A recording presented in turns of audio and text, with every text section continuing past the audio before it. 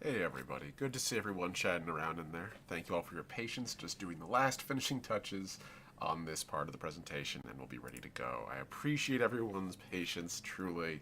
It really do be like that sometimes, where it's just, sometimes life gets away from you, there's very little you can do about it. So, without further ado, I will be right back. We're almost ready to go. Thank you, guys. Any TV series recommend? Looking for some. I've watched anything and everything I'm interested in. If I can give you a recommendation, I actually have a couple for the start of Legacy, but if I can just give you one immediately. If you haven't seen Andor and you haven't seen The Expanse, they're both excellent. Also, another great one is Lower Decks, Star Trek Lower Decks. Fantastic series. Can't recommend it enough.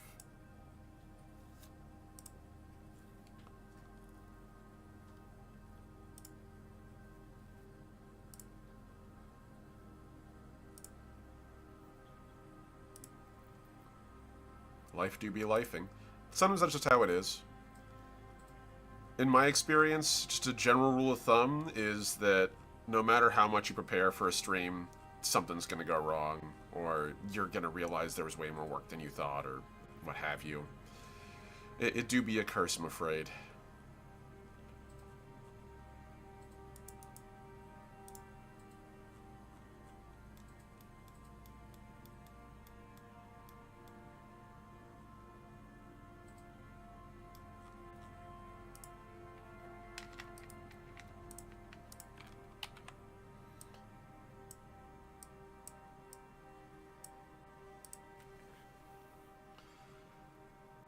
Okay.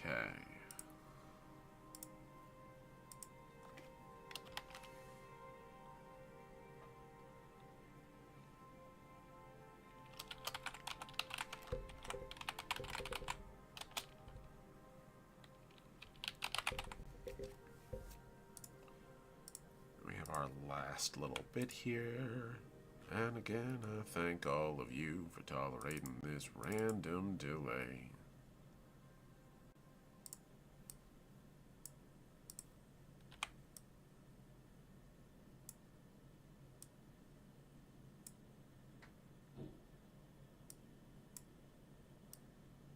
Also, the weird sounds coming from outside of my window.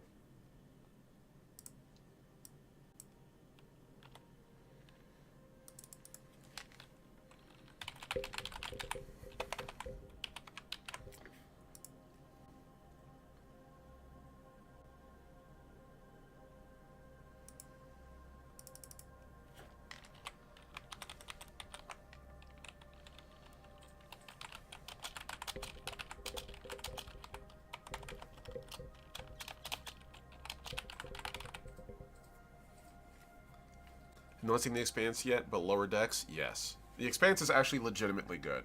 It actually is a great book series as well. Like, actually incredible. Leviathan Wakes is the first in the series, and I can't recommend it enough. Like, it legitimately is a great series. Well worth a read for anyone who's a science fiction fan. Personally, I'm a big fan of any science fiction series that doesn't put its science fiction on the back, like, burner, on the actual science part. They don't mind the idea of, like, things like going long distances in space, flipping and burning, like pulling G's, practicalities like fuel and oxygen, and the actual structure of spaceships, the real, like, mundane stuff about space travel that most other science fiction stories hand wave away. The Expanse absolutely loves. Also, Needler. 100% always Needler. Never even a question.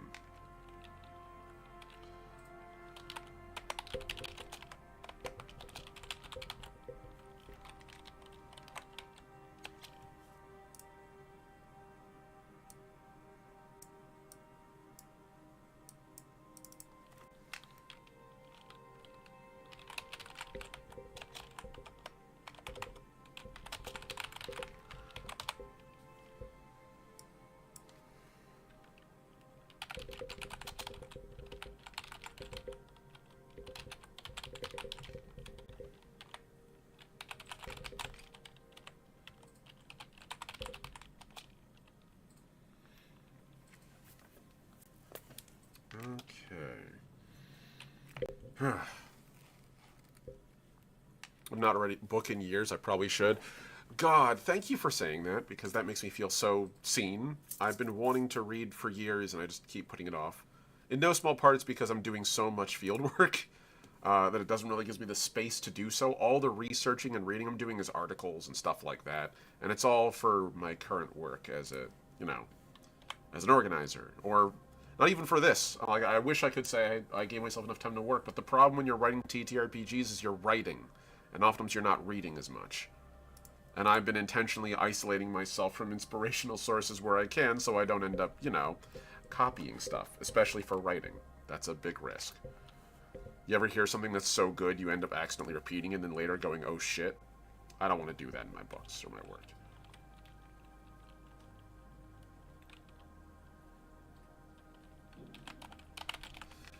Okay, well, I want to thank everybody for your patience on this. It has been way too long. This is still going to be a bit more impromptu than I'd like, but what can I say? Sometimes you just gotta get it started. So, without further ado, hello everyone. I'm the Last Omnitect, your favorite robot American, and welcome to Unicorn Head Studios for the first returning stream of my Legacy First Flight series, and today specifically another session of, I guess this is technically Omni makes, but namely our Legacy First Flight lore stream. So, thanks everybody for who is tuning in. It really does mean the world to have your endless support here. I'm going to take a very brief moment to say a huge thank you, as always, to my incredible patrons, including at Tier 1, Ampersand and Atlas, at Tier 2, Necronomus and Souls Rolls, I see you guys out there, and at Tier 3, Mossy the Mighty and Heinrich the Heroic, our newest Tier 3 patron. Thank you guys so much. You patrons out there truly make it possible for me to do this work. I cannot get this done without you. I genuinely am every day moved people actually give a shit and want to invest in the worlds and things I make. So, thank you. Truly, thank you. You guys can support me there, or follow it for free and get free access to my webcomics, as well as also my weekly schedules. So, without further ado, hey everybody. I can see that no matter what I do, there's always going to be a little space that isn't hidden by this thing. Fuck it. Good enough. You'll have to deal with that. Hey everybody. So, I'm Omni, and I am, well, I'm 37. I'm a professional artist. I am a longtime dorky nerd. I've been playing tabletop role-playing games and war games for years. And I've been creating the world and rules of Legacy First Flight for about 20 years. And I know for a lot of folks, that sounds crazy, right? 20 years. Omni, you're 37, so what? You were doing this, like... You were doing this how long ago? Yeah, no, it's been a while. I've actually started working on Legacy all the way back when I was a little kid, and the very, seeds of it were built in the silly little, back and forth creative endeavors that me and my friends would make. Everyone remembers those times where they would just, relax and hang out with their friends, imagine their worlds. Yeah. Well, that's where ultimately Legacy comes from. And so, the last, decade of my life, more than, it's been since high school, actually. God, it has been that long. It's been since, middle school that I really started consolidating it into a actual secured vision of a setting. And in high school, it got so solid that I just decided to start working on it as an actual, tabletop role-playing setting. And so me and my friends started playing video games together, started playing these RPGs together, and years later, it went from what it was to what it is. Legacy First Flight is now no longer what it once was, where it was simply just basically, it started as almost like an Armored Core tabletop role-playing game, way back in, the early aughts. And as time went on, I realized I had literally rewritten every fucking rule in that book. Like, every single rule in the core rulebook we were using to accommodate the vision of what I wanted, and it had sprawled so far beyond that initial thought that it just made more sense to try something new. So, yeah, I took the leap, and I decided to make it my own rule system. Bespoke, completely separated from everything. So, what is Legacy First Flight?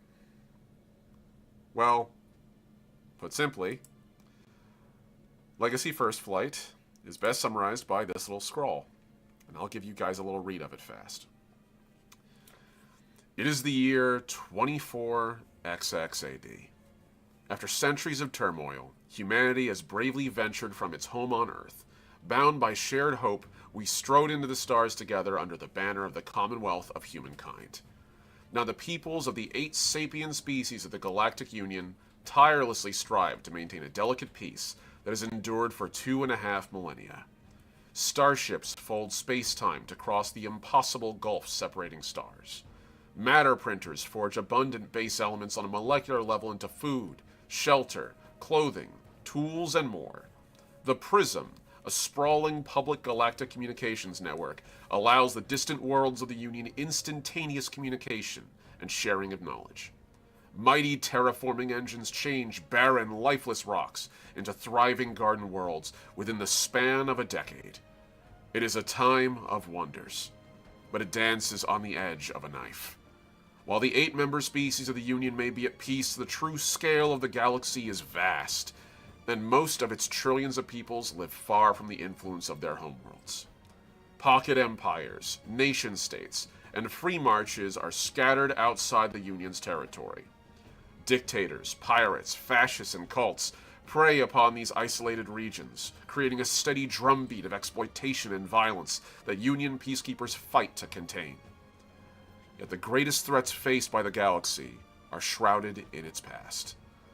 The Union is the latest civilization to stretch across the galaxy, but it grows in the graveyard of those that came before.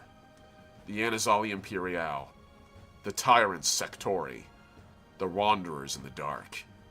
The rise and fall of the galactic society is played out countless times.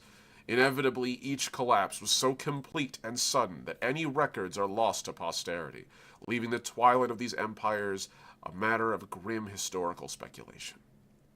But while their history is lost to us, within undiscovered ruins that lay hidden beneath our feet on countless worlds, their ancient works persist. Weapons of unimaginable scale, ancient threats locked away in fear, technologies beyond our wildest dreams. If the galaxy is to endure, these hidden ruin worlds must be discovered and charted, and their troves of relics cataloged, lest they be unleashed on the Union.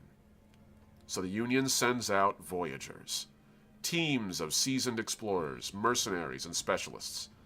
They are the very best and brightest the Union can offer, each having already encountered ancient technology. You are a Voyager, and what you do will change the galaxy forever. And that, in a nutshell, is the world of Legacy First Flight. So I see some great questions. I'm going to be adding these to the Q&A section that's going to be happening, which I'm very excited. That'll be towards the end of the video. But thank you guys so much for these questions. These are great. So I'm going to add this in right here. I have a little template already written. If anyone is curious or wants to, you can actually go and check out the Omni Q&A section. It is currently on my Discord. You are welcome to join it and to ask your questions there. I will just pop this here so that I can quickly enter your names, because I'm seeing so many good ones. All right.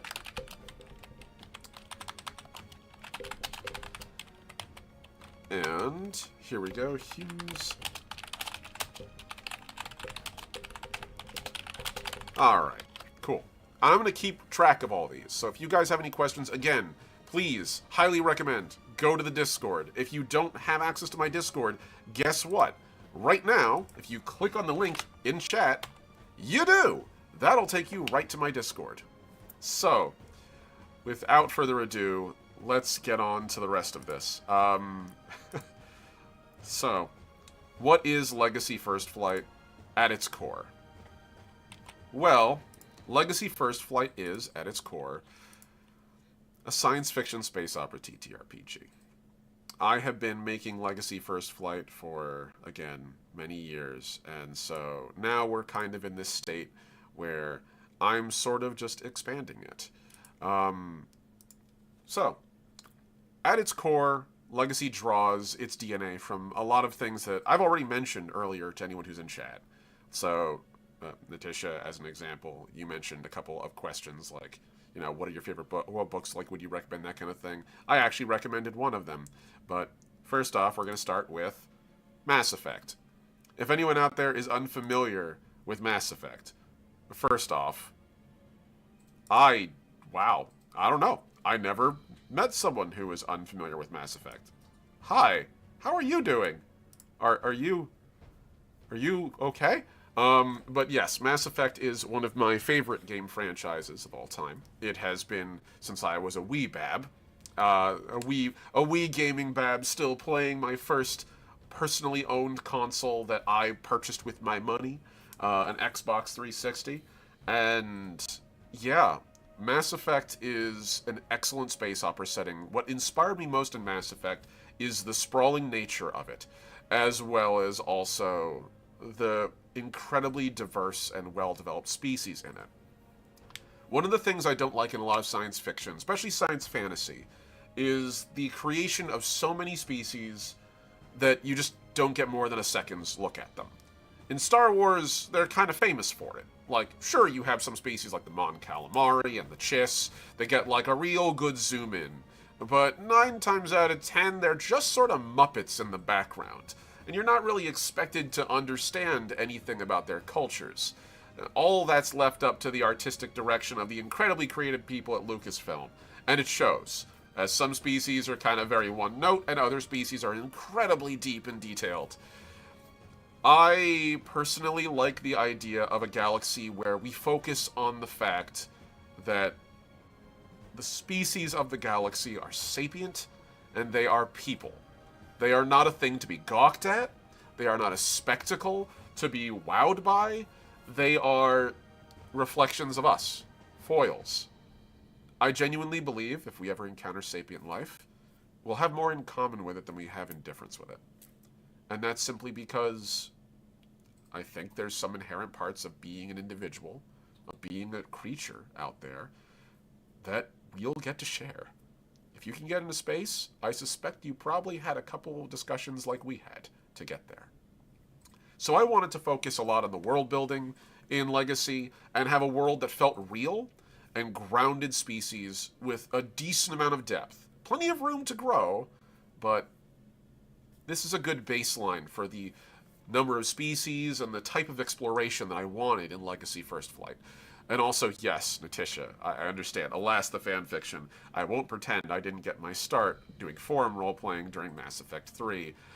Oh boy, what an incredible era that was. Our next touchstone is Destiny. Now, I know for a lot of folks out there, right now Destiny is kind of in a spicy spot. And that's not wrong. But when I first started playing Destiny, when I first actually started seeing it, what Destiny spoke to me about was this wild vision of a future that was kind of just made new. This place that was incredible and wondrous. It made the idea of exploring the solar system feel real and hopeful. And as a kid, I always wanted to be an astronaut. I spent years trying to be. Even in high school, I committed myself to an engineering degree that I hated, just for a chance to get into space. Well, it didn't pan out. But my love of space persists. And so I think that Destiny is a great example of the kind of world building, but also the stakes I want. Destiny does these epic, sprawling stories where there's so much ingrained in the history of the world, where you can scratch your nail and there's always more in the dirt beneath it. There's bones on bones on bones. And while I don't need to drown you all in a ton of prehistory, you can make your own settings, as after all, Legacy First Flight is designed to be not quite setting agnostic. I definitely have my own. But at the same time, something that you all can use for whatever story you want to tell, for sure. In this regard, it is designed where you'll be able to, like, tell your own stories in it. But if you want to use my setting, I promise you I will always have more for you. There is always something new to learn. Even if we go just back a little bit to the Sprawl, there are 3 parts of it that I don't talk about very often. I mention the Anazali Imperial in the lore all the time, but the Tyrant Sectori and the Wanderers in the Dark are prehistories. The history of Legacy goes back, like, over 2,000 years into the past, from our standpoint, and 400 years into the future, and significantly further than that. One day, I may write everything about that. One day, I might get that far. But I don't want to George R.R. Martin myself, so let's just say I'm gonna go with the flow as I like. But yes, Destiny, with its sense of wonder, its adventure, and its deep and incredible world. The Expanse! Natisha, I just mentioned this to you. The Expanse is easily one of my favorite science fiction stories. It is, again, a science fiction story that is perfectly fine putting science first. Now, for the record, it is still fiction. And much in the way of Legacy, I've had to come to terms with the fact that I want to make something more grounded than Star Wars, but part of the issue with space travel is we don't have the scientific means to achieve it yet on this scale. So there's always going to be a little bit of weebly-wobbly, timey-wimey, activate the main deflector in Star Trek kind of energy. Yes, that is true. Sailing ships. Yes.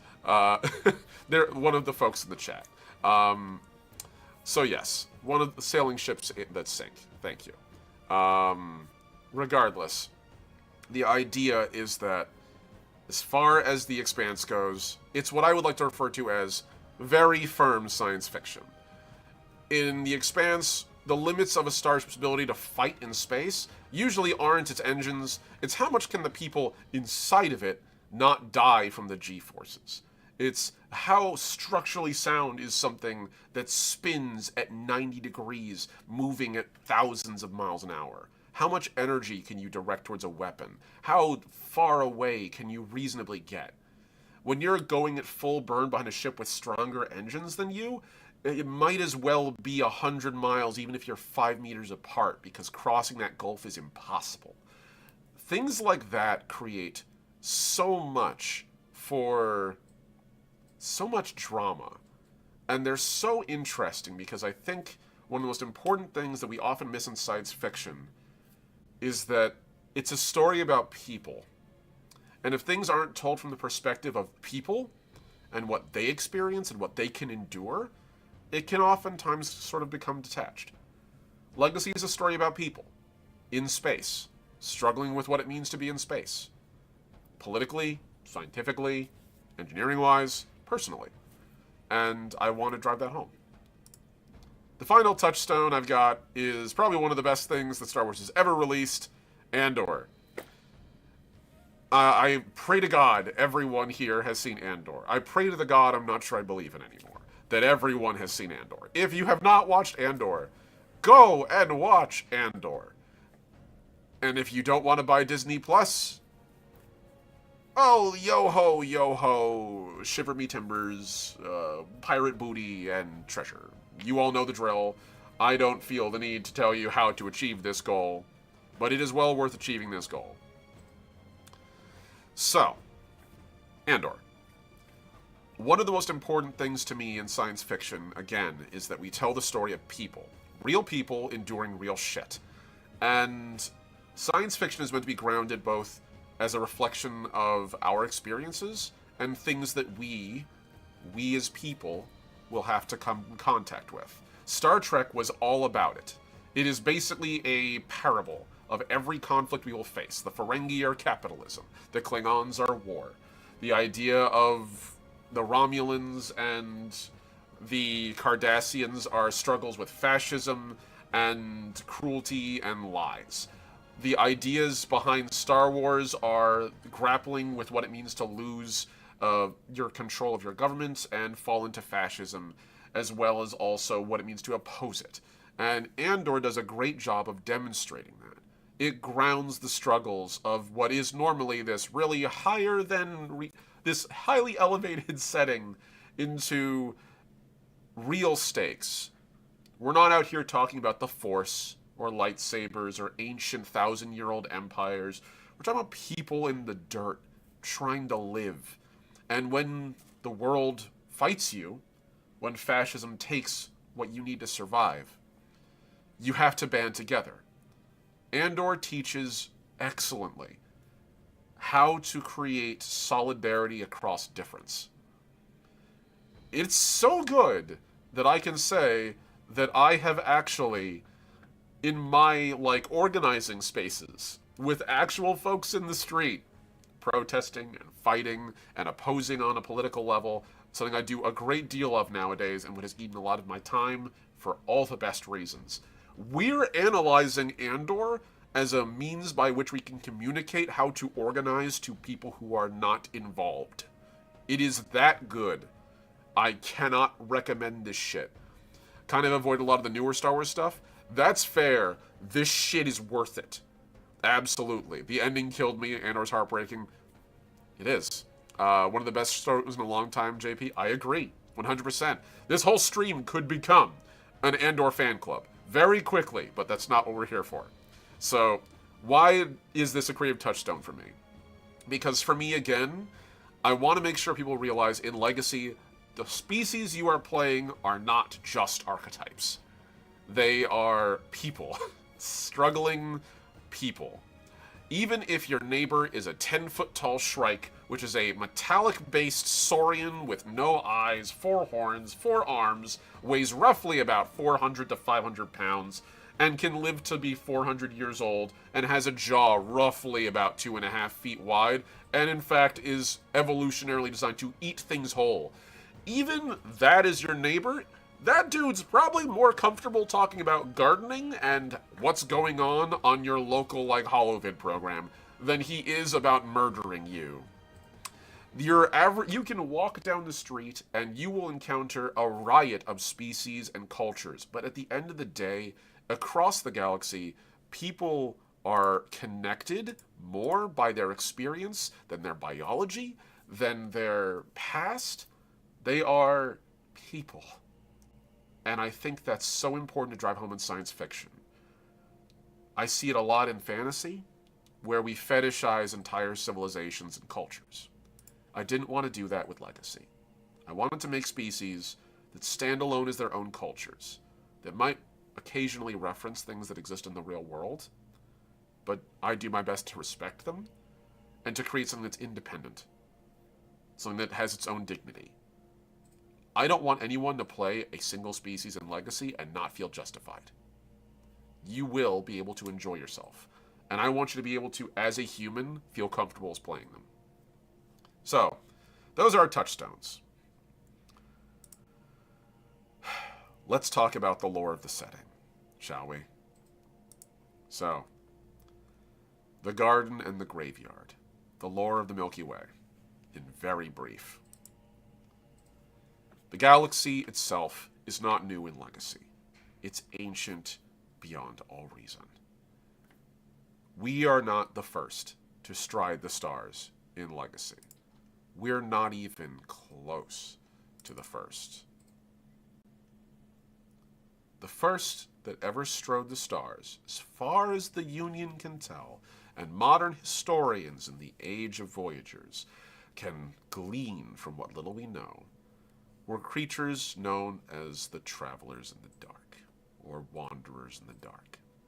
Many different species, the first to set foot amongst the stars. It would have been a lonely time.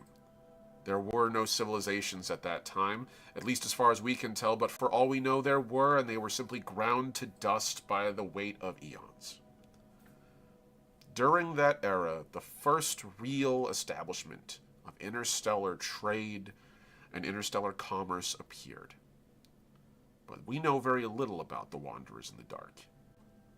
Very quickly, they disappeared, long before we ever encountered them. And many believe that is as a result of the Tyrant Sectori. The Tyrant Sectori are, unfortunately, the empire we know most about before the Anazali Imperiale.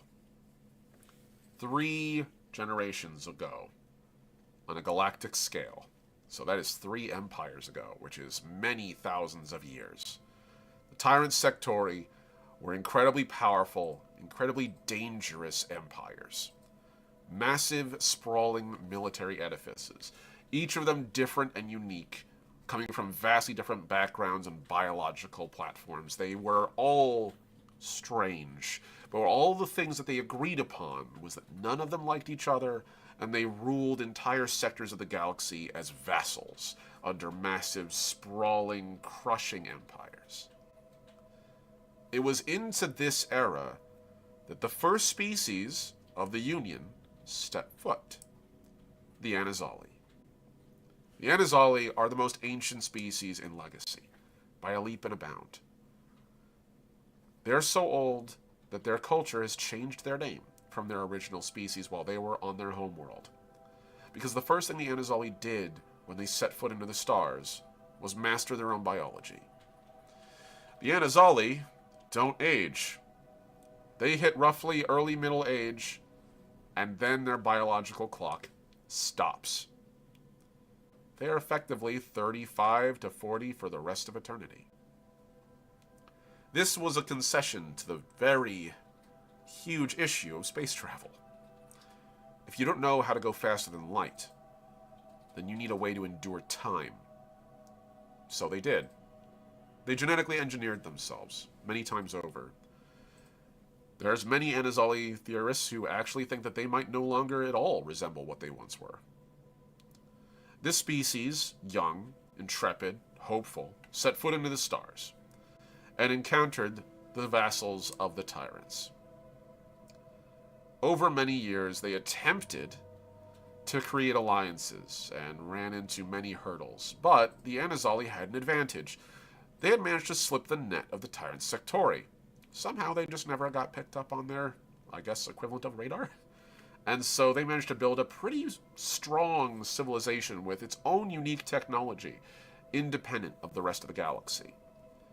A galaxy that was controlled ruthlessly by the Tyrant Sectori, including on an evolutionary and scientific level. These newcomers, with their own technology, not dependent on the Tyrants, were suddenly a threat, as the Anazali began to slowly gather allies and begin to overthrow the vassalages of the local tyrants. This led to our first age of the Anazali Imperiale, the Age of Accord. During this time, the Anazali reached out and established themselves as allies of as many species as they could. They made themselves the avengers of a galaxy they didn't realize had been weaponized and brutalized long before they ever strode out. The war was thousands of years long, and the Tyrant Sectori put aside their differences by the end to oppose the Imperiale and their myriad allies. Former vassals, now freed and enraged at what they had suffered. Many horrible things happened during that war, and the Anazali have long since purged them of their own records, even before the fall. But what we do know is the Tyrant Sectori were put to the sword, either themselves vassalized by the Anazali, or obliterated entirely by what was once their vassals. In the aftermath of this, the Anazali were uplifted, made to the new protectors of the galaxy, not tyrants, but guardians. And thus began a new age, an age of wonders. The Anazali, with all the captured technology of the Tyrant Sectori approaching near magic, managed to accomplish incredible feats of science. The first spacefold drives were created, allowing instantaneous travel from point A to point B. No matter how far the distance, it doesn't matter. A starship could be there, as long as its drives could heat up. They were able to manufacture things on a vast scale. Huge stellar edifices were created. Stellar engineering, the likes of which the galaxy has never seen since.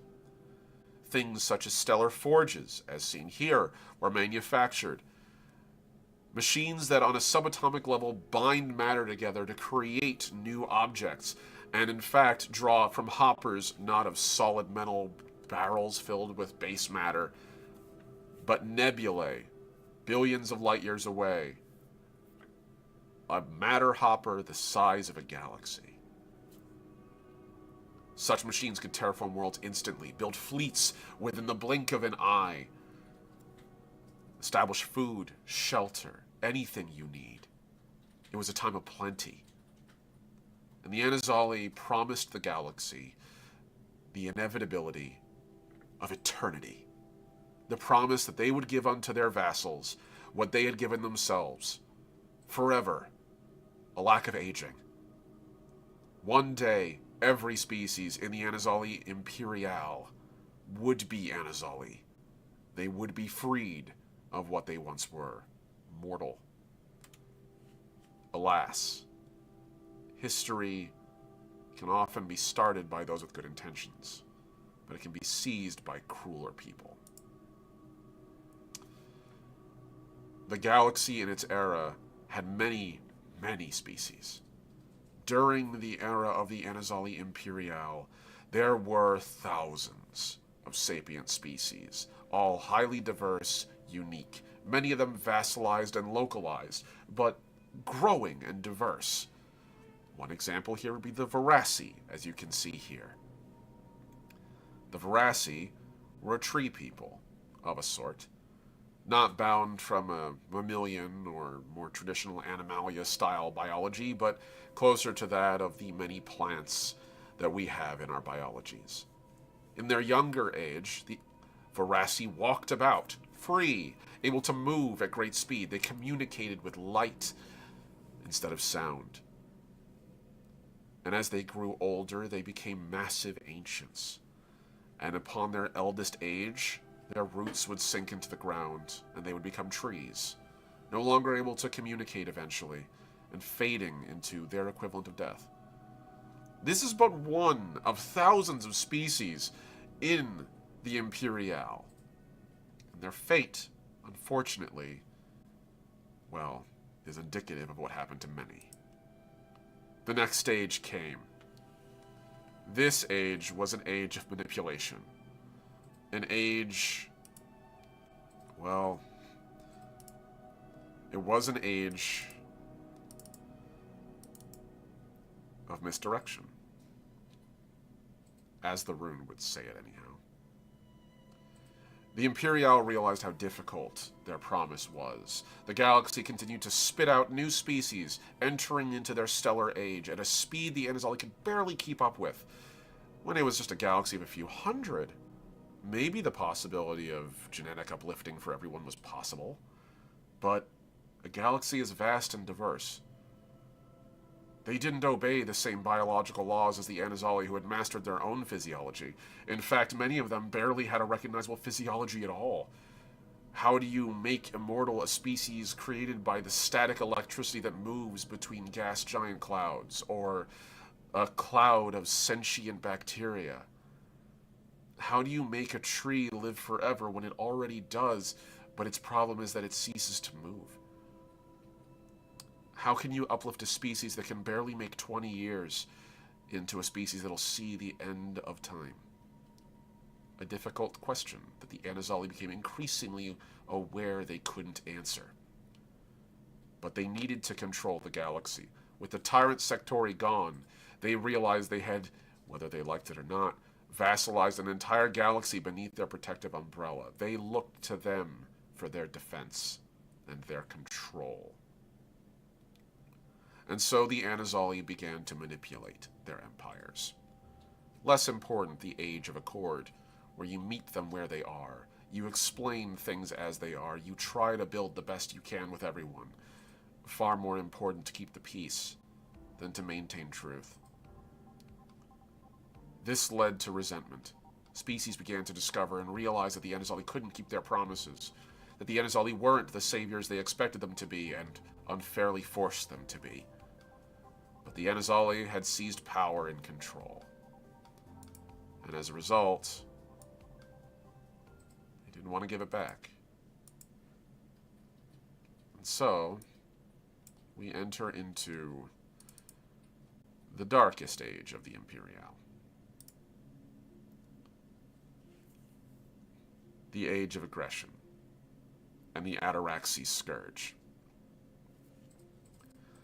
The Ataraxi are not a normal species, at least normal by the terms of legacy. They are not a civilization per se, at least not one we will be able to recognize. A true hive mind entity, quantumly entangled on a molecular level, on a neurological level. Less a single mind with many different bodies all acting like neurons, more a galactic mind, where entire worlds are mere thoughts. Holed up on some distant world on the edge of the galaxy, an Anazali Imperial force landed and did research. Nothing too crazy at the time. They just thought it was strange that this weird planet surrounding a dying black hole had only 3 life forms on it. A plant, a recycler, and a consumer. They spent time there, researching them, and then realized that, after taking a few samples, the wildlife was behaving strangely. The plants would turn their strange flower-like projections to follow the researchers as they walked around. Animals that had been completely willing to interact with the scientists suddenly began to flee at the sight of them. And the recyclers became aggressive, vicious, carnivorous for the first time. As their research wound on, they realized the entire ecosystem wasn't, instead of 3 different species, but rather one massive one. They discovered the truth of the Ataraxi scourge. One life form that's infinitely adaptable. It consumes genetic data and electronic data, but its real trick is that it actually consumes quantum states. The Ataraxi, on a molecular level, when they touch something, consume it and store all of its data. All of it. And at any point can conjure it up and improvise using that data. At this point, the researchers began to notice that the animals were no longer running, they were watching them. And as they got ready to flee the planet, the creatures began to attack them. What seemed to be relatively stable biological life forms began to mutate, moving at great speed. They began to grow spines in real time. Heavily armored carapaces shift their entire biology, merge together like liquid poured into a cup to create new shapes. Even with the incredibly advanced weaponry of the Anazali, they seemed damn near impervious to attack, and worse, when weapons were used on them, they replicated them with their own biology. Turns out the Ataraxi don't need to fully understand every detail of something to replicate it. They merely need to observe it from enough angles, and they can approximate its effect. Fire a railgun in front of an Ataraxi a few times, and it'll create its own biological variant. The Anazali fled. Wounded, their ship crippled, and hoped they could escape. But they had already unleashed the scourge. By the time that their ship made dock in the nearest world, every crew member on board had been converted to Ataraxi. Their memories, their consciousness, infinitely clonable in a quantum state. Imagine the last thing you feel is incredible pain, as every part of you is consumed, and then nothingness, only to be emerged later to open a door, because you remember the code. They spread like wildfire, and the galaxy was not ready. The vassalized species of the Anazali had no chance, their technological advancements stymied by their dependence on Anazali advancement, and the control and subjugation of the Anazali Imperial itself. At this point, the Anazali gave up all pretense of pretending to rule the galaxy with a benevolent hand. And so, the doctrine of aggression was employed. No longer was permission asked. Species were tools now. Everything was in the service of the war. Everything was in the service of preserving Anazali power. They threw entire species in the way of the Ataraxi scourge, and the scourge consumed them and their diversity, their technological intrigues, their mindsets. By the time the Anazali were the only species in the galaxy left, the Ataraxi scourge had consumed well over 95% of all life that they could catalog in the galaxy. And so the Anazali fled, outmatched, desperate, their leaders killed, slain, their homeworld lost. They set out into the stars, in a fleet. What remained of their people? Only 5 capital fleets remaining, the remnant fleet of modern age.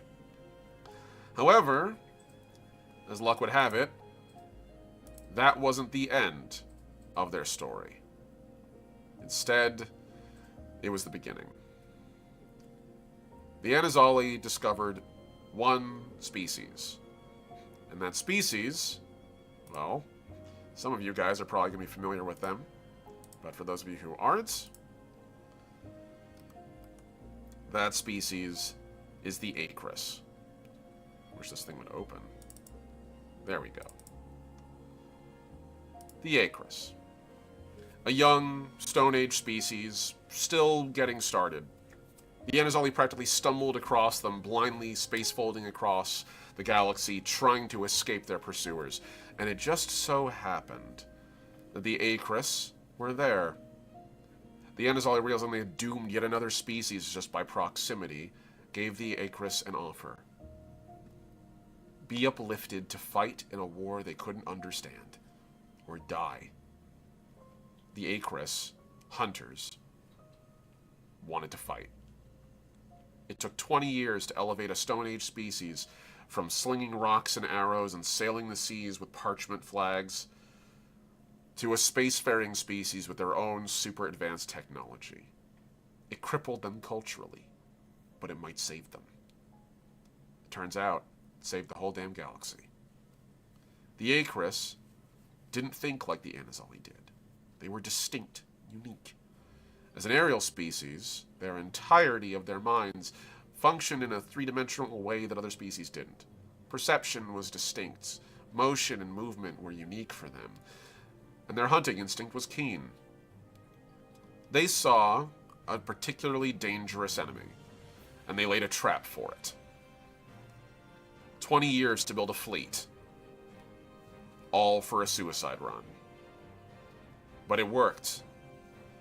The Acris, with the help of the Anazali, cast down the Ataraxi scourge, striking it such a horrifying blow, dealing so much death in one place, that it sent the entirety of the species' hive mind into shock, and the entire galaxy fell silent. Never wanting to repeat the mistakes of their past, the children of the Anazali, most of whom are the occupants of the remnant fleet, as the primary authoritarians and fascists who once ruled the Imperial, were long slain by the Scourge and their own vassals, swore to create something new. Not an Imperial, but a union. And so the Acris and the Anazali built something new together. They entered into a joint partnership. The Anazali turned over as much of their technology as they could to the Acris, and they set about building the mantle. A massive Dyson ring. An actual Dyson ring. Not a Halo Dyson ring where it's big enough to fit around a planet. One large enough to sit around a star. And as they built this, they explored and met other species. They encountered, first, the Shrike, then the Click, and then, eventually, us. More species were encountered as time went on. The Oruname, the Sylph, the Children of Iron. And the modern galaxy, as we would now recognize it, exists. It's not perfect. It's built on the bones of the dead. There is much suffering to uncover, and there's much struggle to endure. But there's hope. The Union is built on a true agreement. The idea that no sapient species should dominate another. The idea that all sapient species have their diversity and unique advantages. There are no ruler castes in the galaxy. There's only people. Together, people could tame the wild. And so, in the modern age, the Union spends most of its time administrating basic things. And every species that came in added something new. The Anazali and the Acris created the Mantle, their seat of power. The Shrike, when they emerged, they brought in advanced metallurgy, of which other species couldn't quite master, as well as also advanced imaging technology, as a species that echolocates had a unique understanding of how to perceive the world. When the Clique entered the galaxy, they created the entire galactic economy, a structure built not on predation, but instead in the measurement and distribution of resources as needed, a means by which any other species could trade and save galaxy-wide. And humanity, we brought our technology, our machines, our understanding of robotics and rocketry. We brought to the galaxy the ability to make avatars. And so, as each species added, each species grew together. Until we enter the modern age now. 400 years from the current day, there are 8 sapient species in Legacy. And they all stride the stars in their own unique technologies, their own fleets. And that's where you come in, everybody. That's where you become Voyagers. So, where do we start? I would say the best place for us to start here would probably be, say, I don't know. Maybe the species. So, thank you guys for that lore dump. I appreciate you. We're going to start going into a slightly more loose part of this stream. It's been going for a bit now, but I appreciate you all. I'm glad I gave myself an hour to get through the lore of it. That's just a brief peek at it. But yes. So, the different species of the Union. There are 8 playable species in Legacy. The Acris, the Anazali, the Children of Iron, the Sylph, Humanity, the Clique, the Oraname, and of course, where my ass is hiding them, the Shrike. Each of these different species has their own unique perspectives and their own unique advantages. Now, in Legacy, I wanted to approach this setting from a perspective that there is no such thing as a species that is bad at something. Yeah, thank you, Mossy. I appreciate that. I didn't even time it that way. It just sort of worked out. So, every species in Legacy is built around the idea that they have an edge. But it doesn't mean that they have these glaring, obvious weaknesses. This is a thing I personally wanted to reject. And this is where we start to talk a little bit about the thesis, my underlying idea of Legacy. Stuff I do not like in TTRPGs is when a species has negative modifiers. It actually discourages people from playing them a specific way, instead of encouraging them to play them in a way that might be advantageous, or to view the way that they could use their advantages in a way that maybe no one expected. It also implies a certain degree of bioessentialism. The idea that there are certain things you cannot exceed in, that you will never be able to. Every single member of the Union, every species here, can do pretty much anything anyone else would. Even if maybe they might have some hurdles, they can achieve it, and those hurdles are never exclusionary. So, as an example, the Acris's biggest advantages are flight. Flight and natural weaponry. Likewise, they also have, out of the ability to get their upgrades, and this is where I'm going to open up a little side document here. Boop. Let me just pop this in. Because again, we're getting into the looser parts of our little stream here. I'm going to open up the core beta rules document that I'm currently working on. And I'm going to pop on over to our different species. So, the Acris, our friends who saved the galaxy, as it were. If I can actually zoom this thing in. Oh, fine. We're going to fit this. There you go. Okay. So, the Acris, I can close these other tabs. Perfect. The Acris themselves have advantages in coordination and might. There are five attributes in Legacy. 5 core attributes. Those are going in order, and this is where I get to open up the character sheet. Oh boy. Open up our final character sheet here. Those are coordination, endurance, might, intellect, and willpower. Each of these is one of the core governing roles of the game. Legacy itself is a attribute-forward multi-dice system. It is namely a compound dice system. You take an attribute die, which is determined by the number of ranks you have. So, going from D4 at 1 rank, all the way up to D20 at 6 ranks, and anything beyond that just becomes a positive modifier. So, you take that die, and you combine it with a luck die, which is usually a D6. Unless your character takes a specific trait that increases that. We'll get to that when we get to that. This is the basis of every roll you're going to make in the damn game.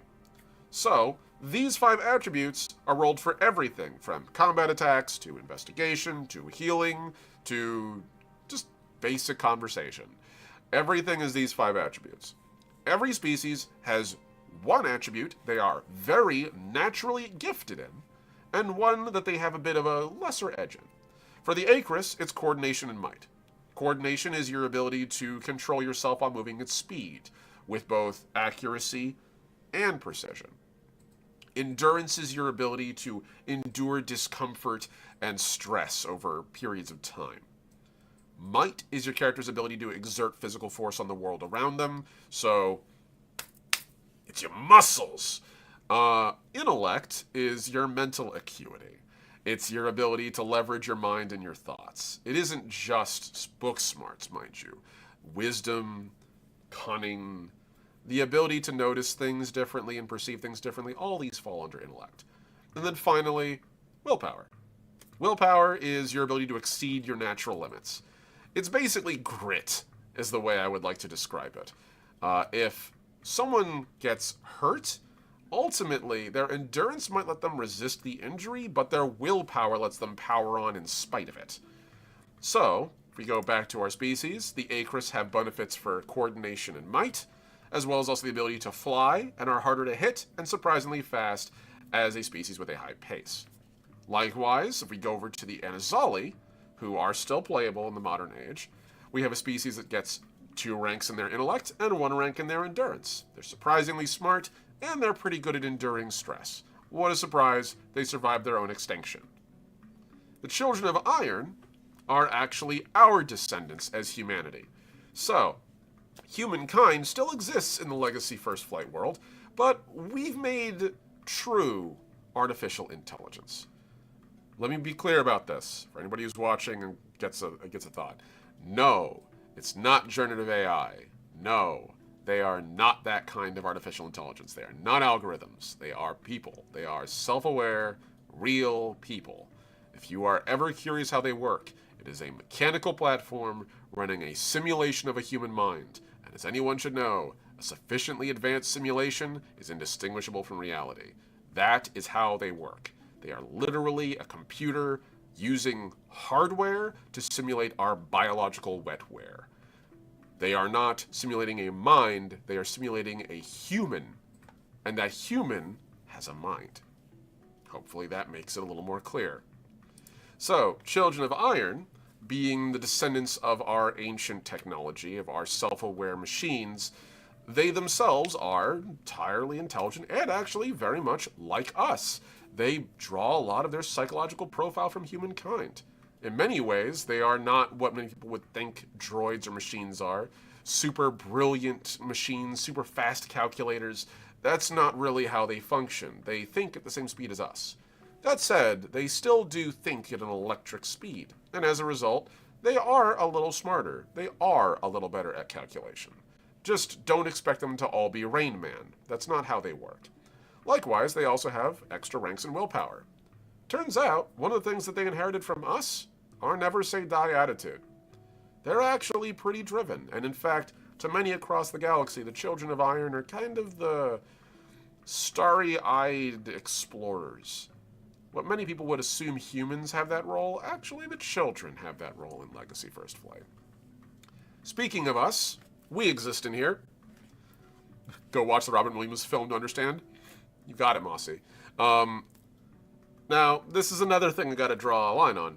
Humankind in Legacy is not the baseline.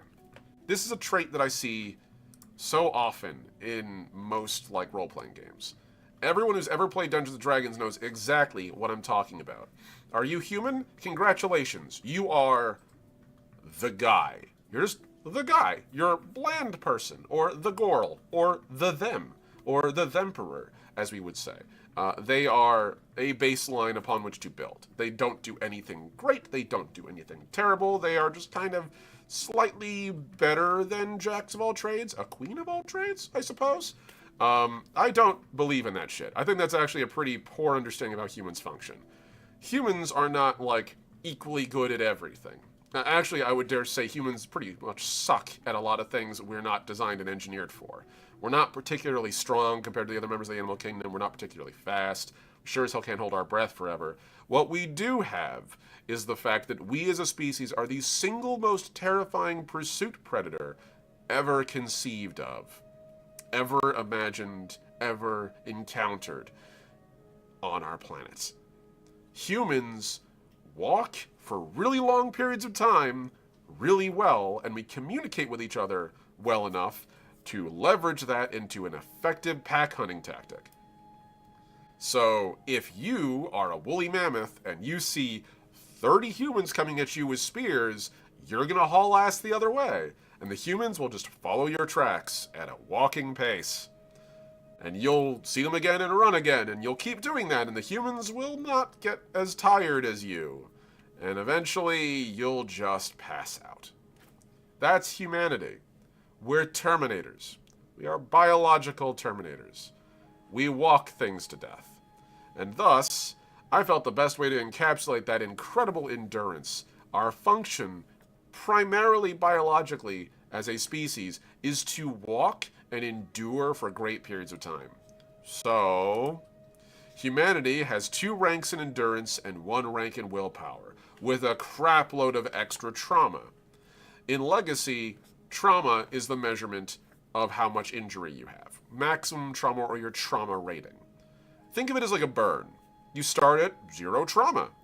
I'm currently at 0 trauma, not withholding psychological trauma. We all live in 2026, let's be real.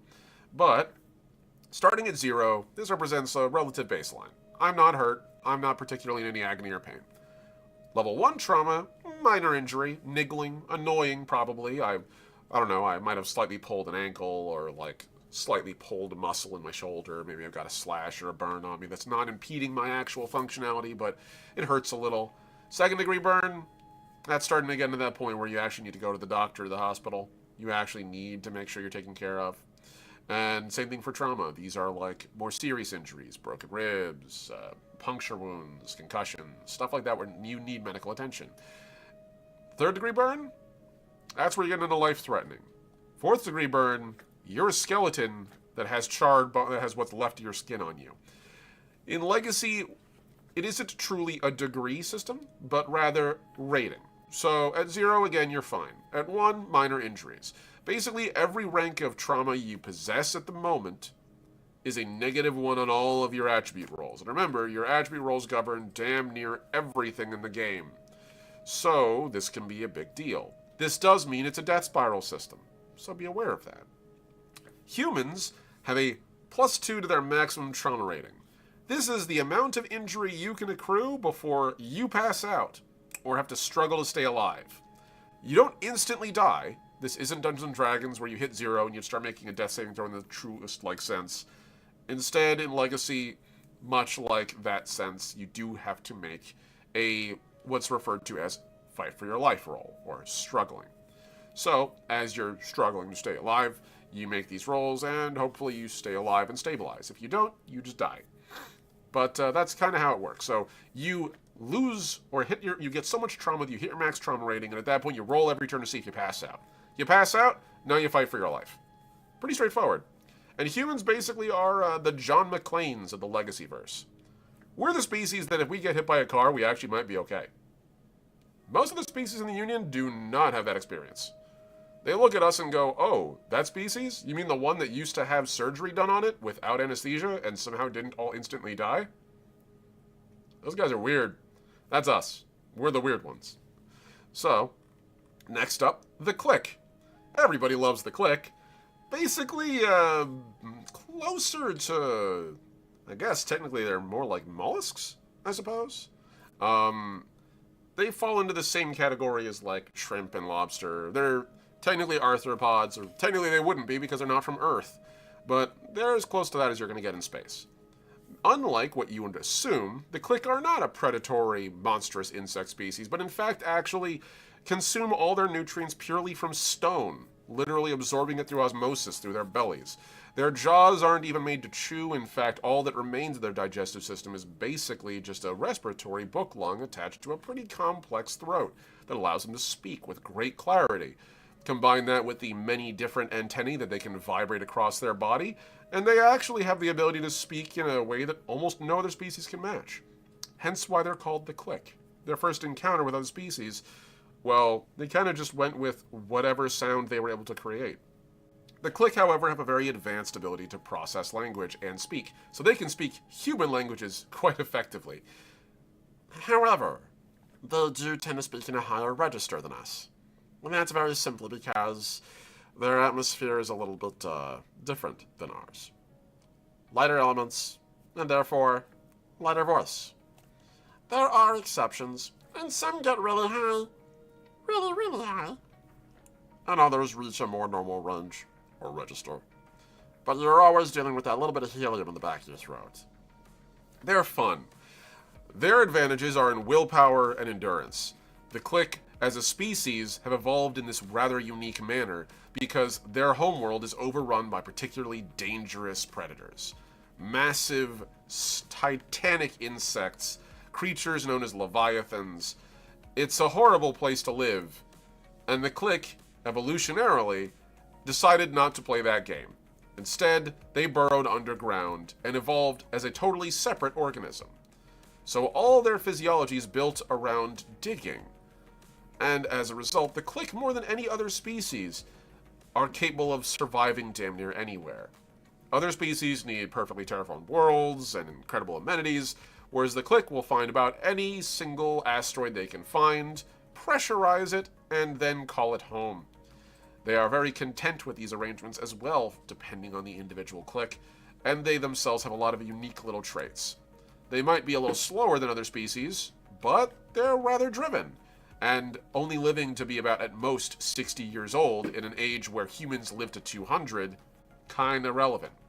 Likewise also, they have the ability to see in the dark, they have a tremor sense where they can actually perceive things pretty nearby even in the dark, naturally occurring armor, and the ability to sprint.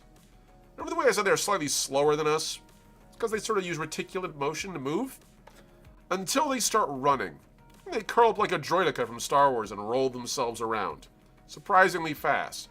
On the whole, they're not actually that slower than anybody else. And then finally, the roar. All Click have the ability to create a Doppler roar, basically turning themselves into a really powerful, well, sounding chamber. They're basically a living megaphone, a living sonic weapon.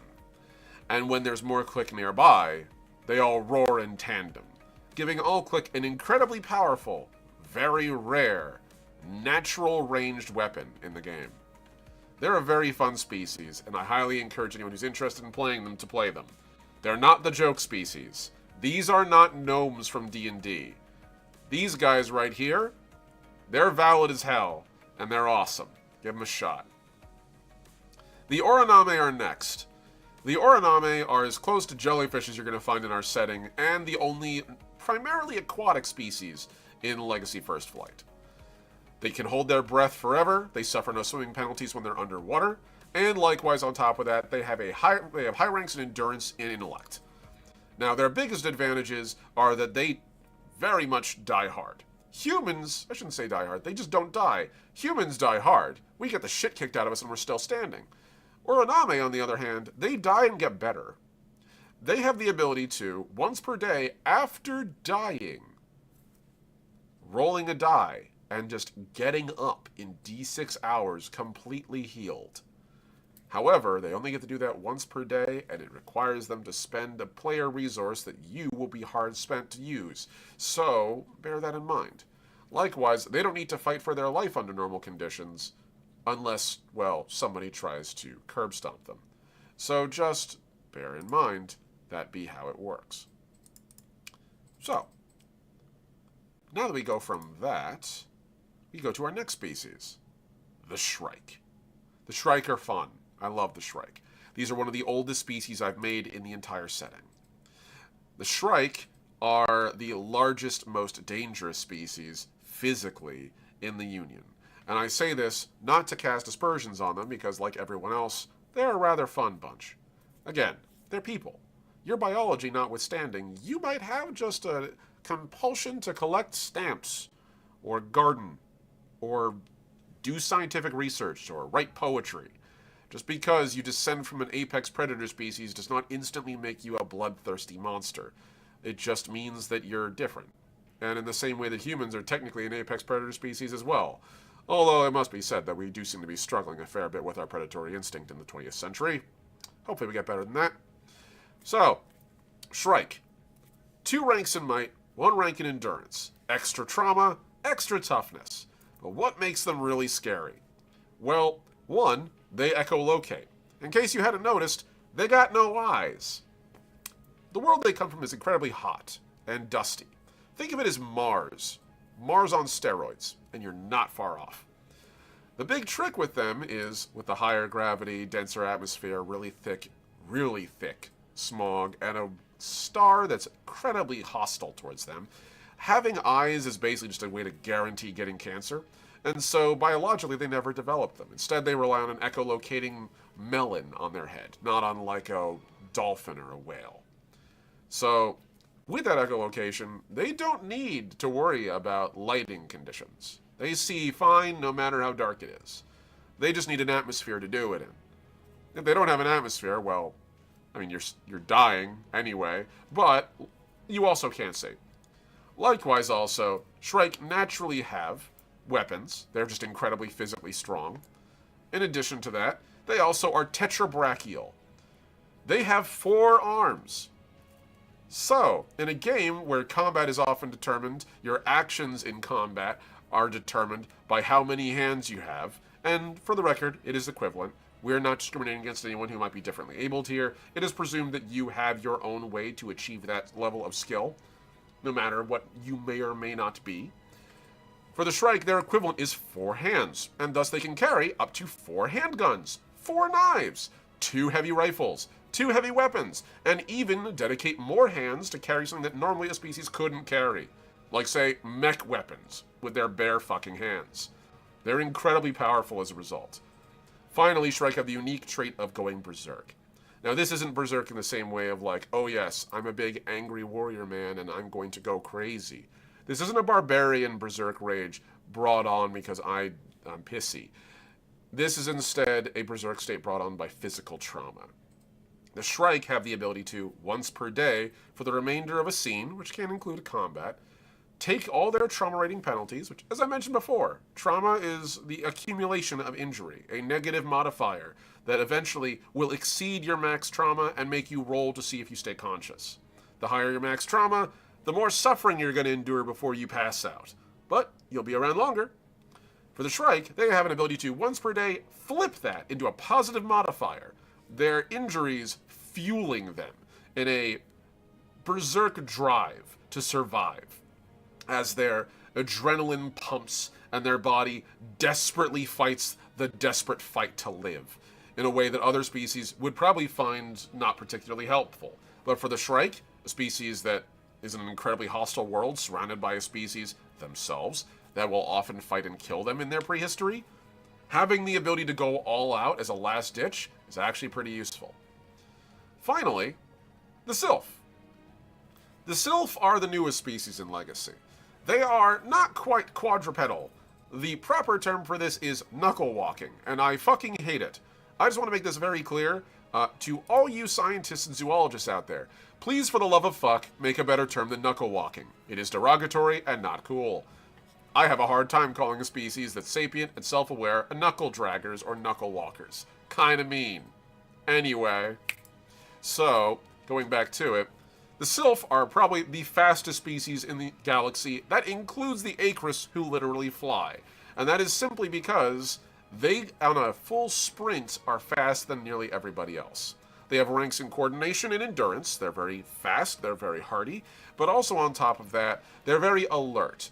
Their homeworld is very tectonically active, to the point where they actually don't live in fixed locations, but instead create rotating migratory patterns that they stay on and build settlements along the way.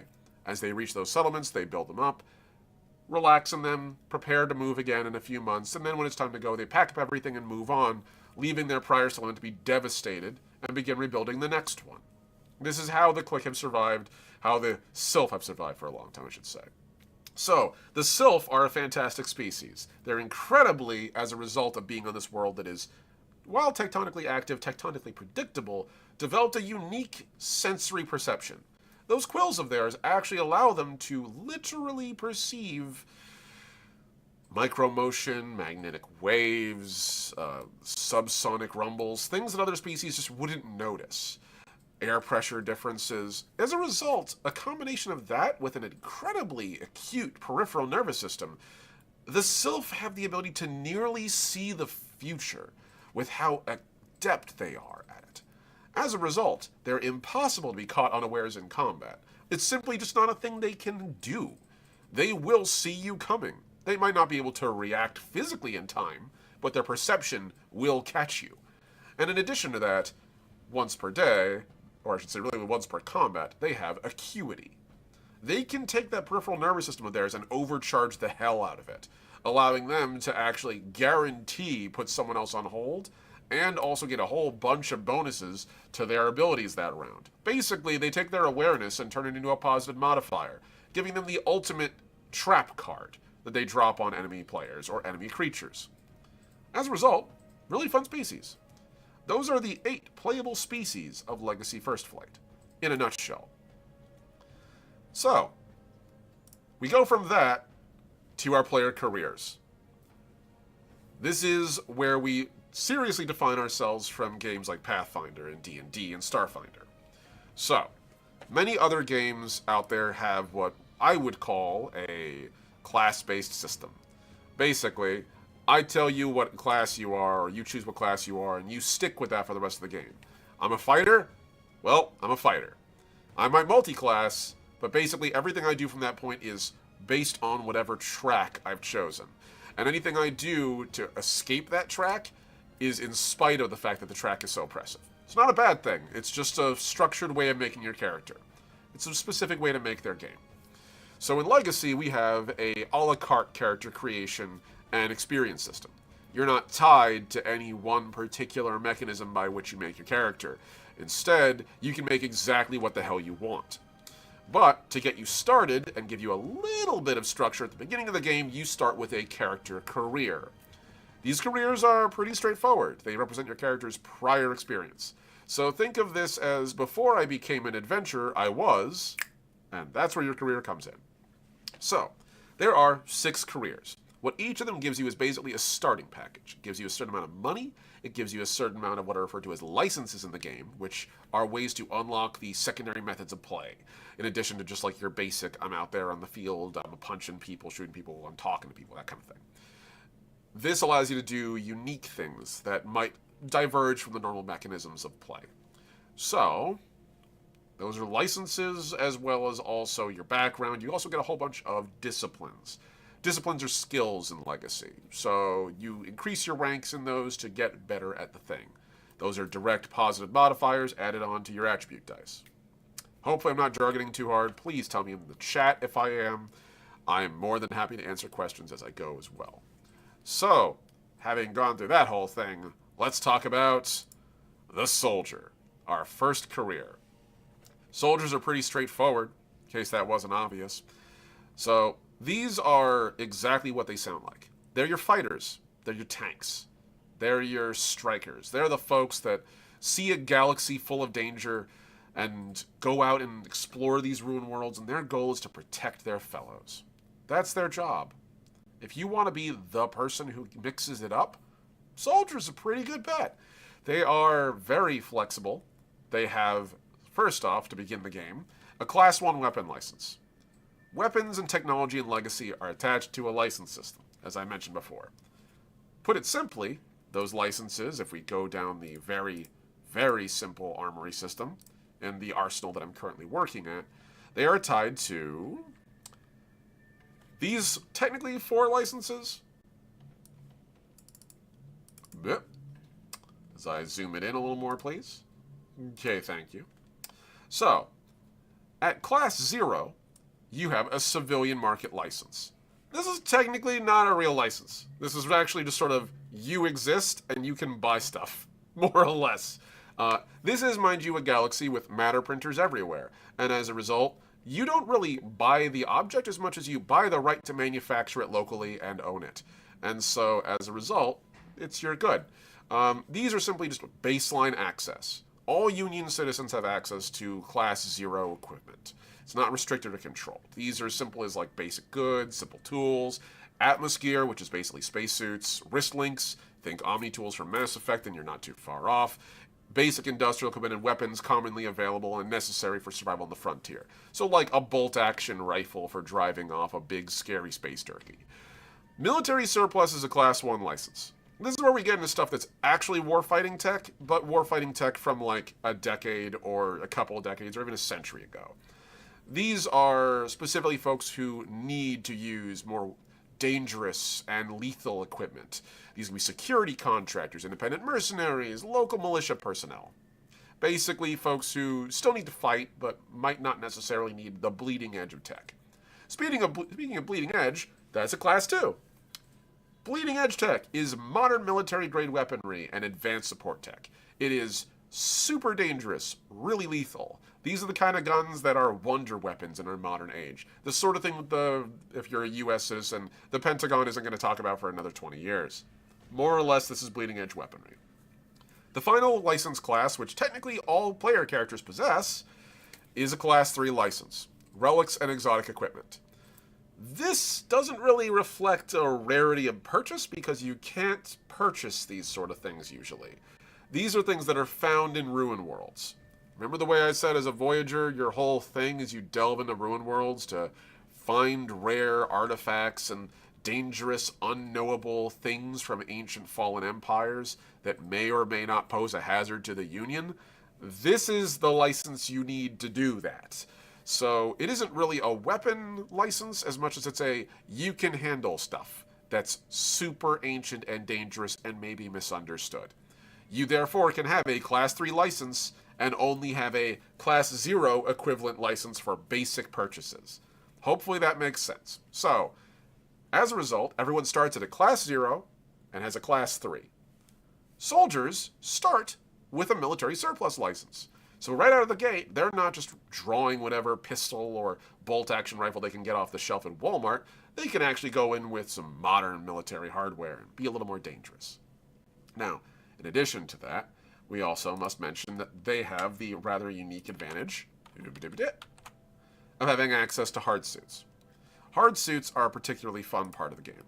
So, if I can open up a nice piece of art here that I've had for quite some time, should be under, here we go. Hard suits. Hard suits are Fallout-style power armor. It's the best way to describe it. Take your average person, stick him in a metal armature. It's more of a prosthesis at this point. You're not wearing this like a glove. You're wearing this like a piece of construction equipment. You stand roughly at most up to this thing's navel. You, inside of this, propel yourself by using pedals and controls that articulate the hands of the machine. It takes significant training and optimization, as every hard suit has to be fitted to its wearer and has to be interfaced with a neurological interface. This thing has to skim your ability to move so that it can clone your movement, so you don't break your limbs or hurt yourself. Hard suits are incredibly powerful. They're a great and effective tool on a battlefield. They allow you to carry heavier weapons, fight in unique environments, and fist fight with mechs. Really useful tool. Also, unlike almost any other mechanism in the game, hard suits will protect you from any single attack, no matter what. Regardless of the potential damage of an attack, a hard suit will absorb all the damage and safely eject the pilot, giving you one guaranteed get-out-of-death-free card in combat. Obviously a useful tool for soldiers. So, there we go. Chaotic Robotic.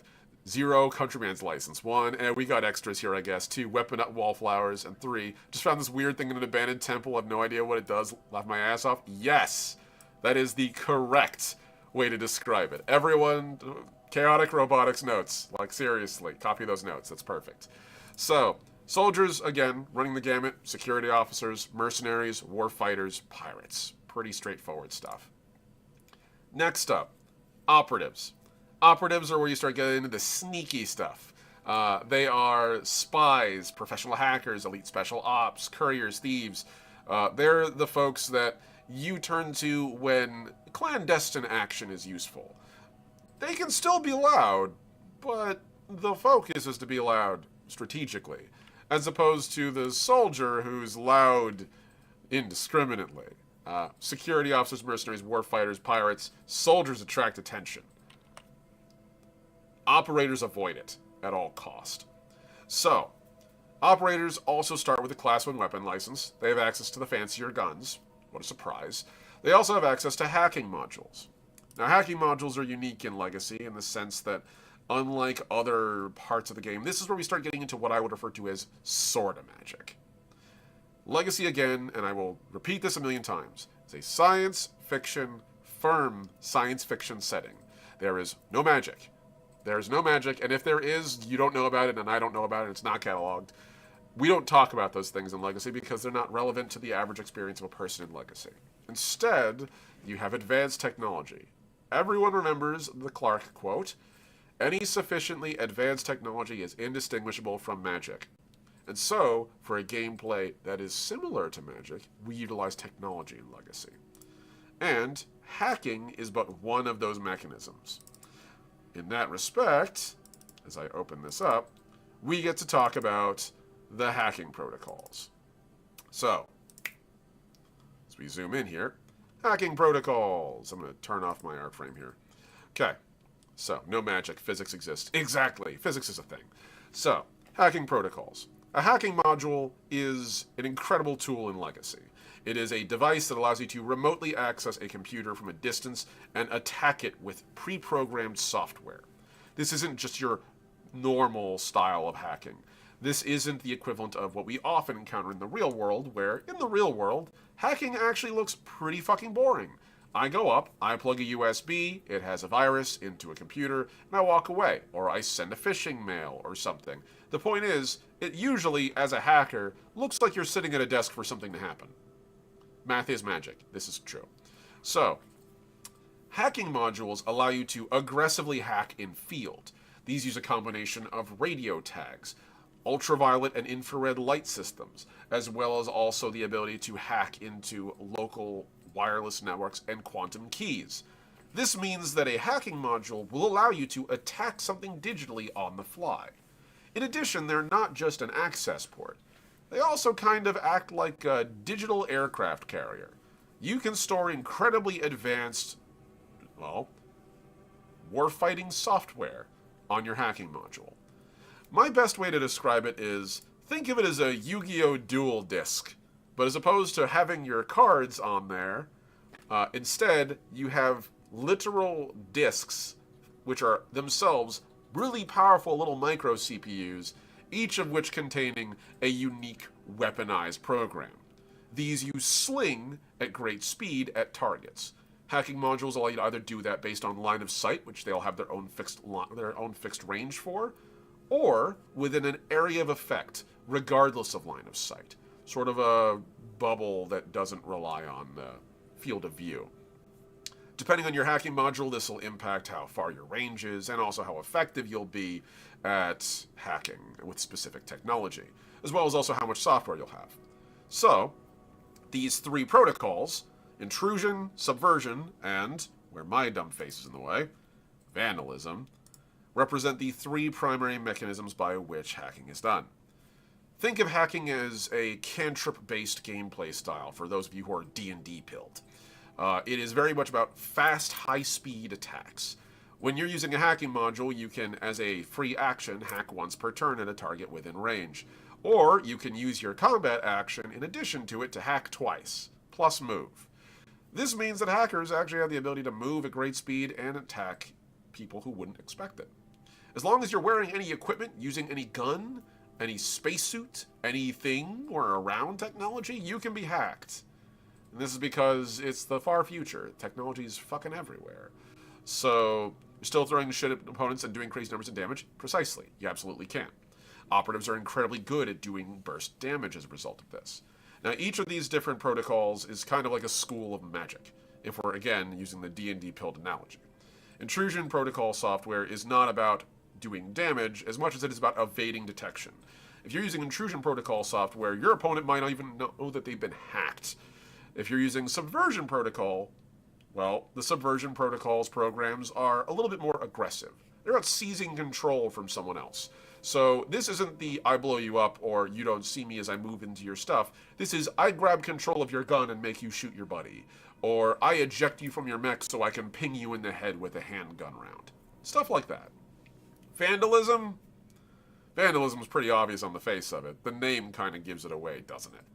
Vandalism is explosive. It is literally, I directly attack you. I overcook, I heat up your gun so that it cooks off rounds in your magazine. I overheat the radiator on your hard suit so you start melting inside of it. I overcharge your capacitors so you get electrically shocked. Things like this. Vandalism is the flashy, whiz-bangy, most explosive kind of hacking. So, as an operator, you get access to all of that. Very useful, actually. Very fun. So, there you go. Those are your, that's the operative. Again, you can start as a sniper. You can cloak if you want to get a cloaking, if you want to get a cloaking array. There's a lot of really useful stuff. Or you can just go all in on the hacking spree. It's your business. How you want to play the game is your choice. Next up, we have the jockey. And oh boy, do I love the jockey. So, what's that line from Megas XLR? Oh yes. We dig giant robots? We dig giant robots, everybody. So, specifically, in Legacy, you can pilot a giant robot right out of the game. Right out of the start of the game. This is as a result of that lovely economic system that the Click installed at the beginning of the game. Yeah, fun fact, you as a part of character creation can take out a loan in order to buy stuff you normally wouldn't be able to buy. It'll sort of ding away at any income you make automatically without having to worry about, building, usually, you're not going to have to worry about building up some kind of, longer-term debt. That's not really how it works. It just takes a small amount of money out of your future income. It doesn't have interest. That's the word I was looking for, so you don't have to worry about, paying off interest. It's just the bank goes, okay, you're rated for this much. Cool. This is the amount of money we presume you'll be able to make in the future. Go purchase what you need, and we will take a small amount out of any future income until you pay it back. Simple as. And once you pay it back, you're good. There's no credit ratings. There's nothing like that. You don't have to worry about it. Again, the whole banking system in Legacy First Flight is designed to optimize trade across the galaxy without being predatory. That's the primary function. And it is the primary way that a pilot gets a hold of a fucking mech with starting income. So, for the record, jockeys don't just pilot mechs. They also pilot aerospace craft. You can be Top Gun, or you can be a Murrow Ray as a Gundam pilot. Your call. Depending on whether or not you go with your walker or aerospace craft. Walkers are exactly what they sound like. They are mechs. Writ large, they are mechs. So, they come in many different varieties and forms. As an example, the term broadly would be described as construct. So, if I can say, make an example, these can include these can include avatars, as well as also walkers, like the lower tier walkers usually. As an example, just like off the top of top of my head, let's take a look at the MacArthur here.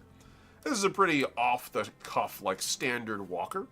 It's pretty common across the galaxy. Almost all walkers are modular, and have a pretty straightforward system for equipping them with gear and taking them off. You can customize them as you need be, but for the most part, most constructs have a purchased chassis, and then you build off of that, loading it up with weapons and equipment that's all scaled for its stuff. This one, as an example, has a recoilless cannon, a micro-missile pod, and a thruster system built into it. This is the old sheet for it. The modern character sheet for it, if I can go back here, should be... Where did I put you down? Because I know I have... Oh, right. I forgot. It's probably going to be in the character sheet section. There we go. This is under... Construct record sheet. Haha! I knew I had it here. I was like, what the hell's going on? There we go. This is your modern character construct sheet. Pretty straightforward stuff. So you have a giant window to draw your mech exactly like you fucking want. You artists out there, I'm an artist, I want you guys to have fun. So there you go. You can also, if you're not an artist, use that whole section for player notes. Go wild. I don't care. It's your shit. But namely, the important thing here is that right above my head is your systems. That's where all your equipment is. This is where your mech becomes customizable. Use the exact same sheet for keeping track of your aerospace craft. Aerospace craft, unlike walkers, instead behave a little differently. General rule of thumb, most of them are kind of, well, how do I describe this? Nimbly-pimbly. Aerospace craft tend to, instead of being built as bulky, heavy platforms that are designed to fight and basically be like the equivalent of a large creature, these things instead are designed to joust in and out at high speed in combat. An aerospace craft is able to either fly around the battlefield, hovering, acting like a helicopter, using its guns and its equipment to support its team, or carry them. Again, you could be the Pelican from Halo if you want. If you really want to be the guy that drives the pickup truck that drops your party on and off, that's your job as a jockey. You absolutely can. Or you can zoom off the battlefield by going to Mach. Now, Mach speed basically allows dogfighting as a core mechanic in the game, where you have the aerospace craft that are on the battlefield, that are engaging and hovering, can be attacked as basically a flying heavy creature. Or you can zoom off the battlefield, and depending on what your Mach rating is and your piloting roles, you can dogfight with other aerospace craft and try to shoot them out of the sky. And then circle all the way back around, and the longer you're dogfighting, the faster you move, the harder it'll be for you to come back to the battlefield. And it basically makes it more difficult to discreetly come back in and not get shot at. So, aerospace craft have this very interesting dogfighting system that encourages you to joust with other players while measuring the risk to your return. And walkers, on the other hand, are kind of these really beefy powerhouses that can shrug off a stunning amount of damage and keep on fighting. It also must be said that aerospace craft and walkers have one really huge advantage. They are one weight class higher than another mech, or than other, like, players. Hard suits are still a person on foot. They hit like a brick, they hit like a walker, but they can't take damage like a walker. Walkers have all incoming damage halved, and double all outgoing damage against infantry. So, as long as the thing that's being shot at is a walker or a construct of any kind, so aerospace craft, walker, whatever, unless it has the heavy weapon keyword, you're rolling half damage. And if it's punching a person on foot, it's doing double. Not just punching, but shooting, or anything else really. So, these things are very dangerous. Very dangerous. Jockeys, as a result, are the ultimate big guy on the field. But they're big guy in the sense of big guy and rusty, for those of you guys who remember the old WB cartoon. It's actually a relatively squishy person hanging out inside of a very scary mech.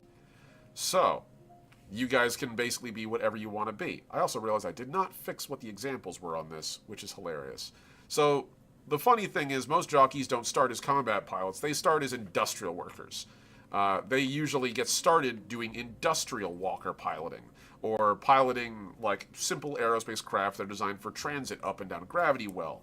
And inevitably they get snagged. Some get introduced to warfare by a militia, others by their joining a Voyager team, and suddenly their mech is no longer just a forklift, it's now the thing that puts point between you and your enemy. So yeah, jockeys have a lot of fun. I highly recommend them again, as long as you don't mind starting out with a bit of debt. So, engineers. This is our next group. Engineers are fun. Obviously, with a name like engineer, the implication is Mr. Fix-It, where you can repair things. But engineers don't have to necessarily be just the fix-it guy. They just represent people whose skill sets are built around, to quote Team Fortress 2, solving practical problems, as opposed to problems like what is beauty, which falls under the purview of your conundrums of philosophy. Engineers are practical problem solvers. They are technicians who have been trained with basic equipment and really advanced technology. In the age of legacy, with the advent of what we would call matter printing tech, or a lot of people would call 3D printing tech in our modern age, it allows people to make literally whatever they want. So, for those of you folks out there who really want the means of production in your hands, you might really like the age of legacy first flight. You do own your own means of production. Your own means of design, on the other hand, that depends on your level of technical skill. So, if we go back to that, engineers utilize that incredible skill set to make exactly what they need when they need it. They also have the ability to leverage the most advanced technology in the game. As a result, they have access to the hardsuit license right out of the gate, which is, again, same thing that soldiers use, but where soldiers use them for surviving combat, engineers use them for working in hostile environments. If I was, say, doing maintenance on a nuclear reactor's interior, having a machine that could shrug off insane amounts of radiation, particularly useful. Or in the depths of a volcano, or the crushing depths of the ocean. Or in a hostile world where the air is, I don't know, shards of molten glass. Which, by the way, there is a planet like that. As a result, hardsuits are a useful tool for somebody who just needs to survive in hostile environments and do work. The other is a projector rig. And this is where we get into something that we have not discussed before. So, projector rigs are a very unique type of technology. They are very specifically built around the idea of, God, I suppose the term I would use is manipulating the laws of physics to create effective reactions. God, it's so weird to say it. I suppose the nice way of saying it is, it turns you into a walking science facility. We talked about pseudo-magic before, where it's not magic, it's just sufficiently advanced science. Well, gravatic rigs take that and sprint with that, quote, as hard as they can towards any sufficiently advanced technology as indistinguishable from magic. This shit can be nearly indistinguishable from magic. A projector rig assembly is basically a scientific/industrial tool that is designed to allow you to utilize science to affect the environment around them. Also, hey Paul, good to see you, buddy. Molecular alteration, that's one way to describe it. Now, each projector rig is built around a field of science. And again, an effective field of science, mind you. These are not true fields of science, these are more like truncations of them. So as an example, there is a thermodynamics rig and a cryonics rig. Those of you who are familiar with science know that actually there is no difference between like the thermodynamics of pulling heat out of a system and the thermodynamics of putting heat into a system. It's the same science. But in Legacy First Flight, because the two things require two vastly different types of technology, they're divided into two different rigs. So that's sort of our schools of magic in the equivalent. So yes, projector rigs come in all sorts of varieties and flavors. I should have the arsenal here. I'm going to flip through this here because I have them all written out as to what they are. I'm just going to quickly list off the full list of rig functions, as each function is basically the equivalent of your school of magic that you'd be using. So at the very lowest, I don't want to say lowest, at the very top of it, we have chemistry. Next, chemistry is exactly what it sounds like. Use chemistry to create objects, acid, melt things, transmute things, create terrain, literally create caustic clouds, or to create various effects, but it's primarily about creating objects and changing objects. It's an environmental effect for the most part. The next up would be should be cryonics? Yes. Cryonics. So, cryonics is the ability to freeze and pull energy out of a system. So, freeze the shit out of people. And that tends to work pretty well.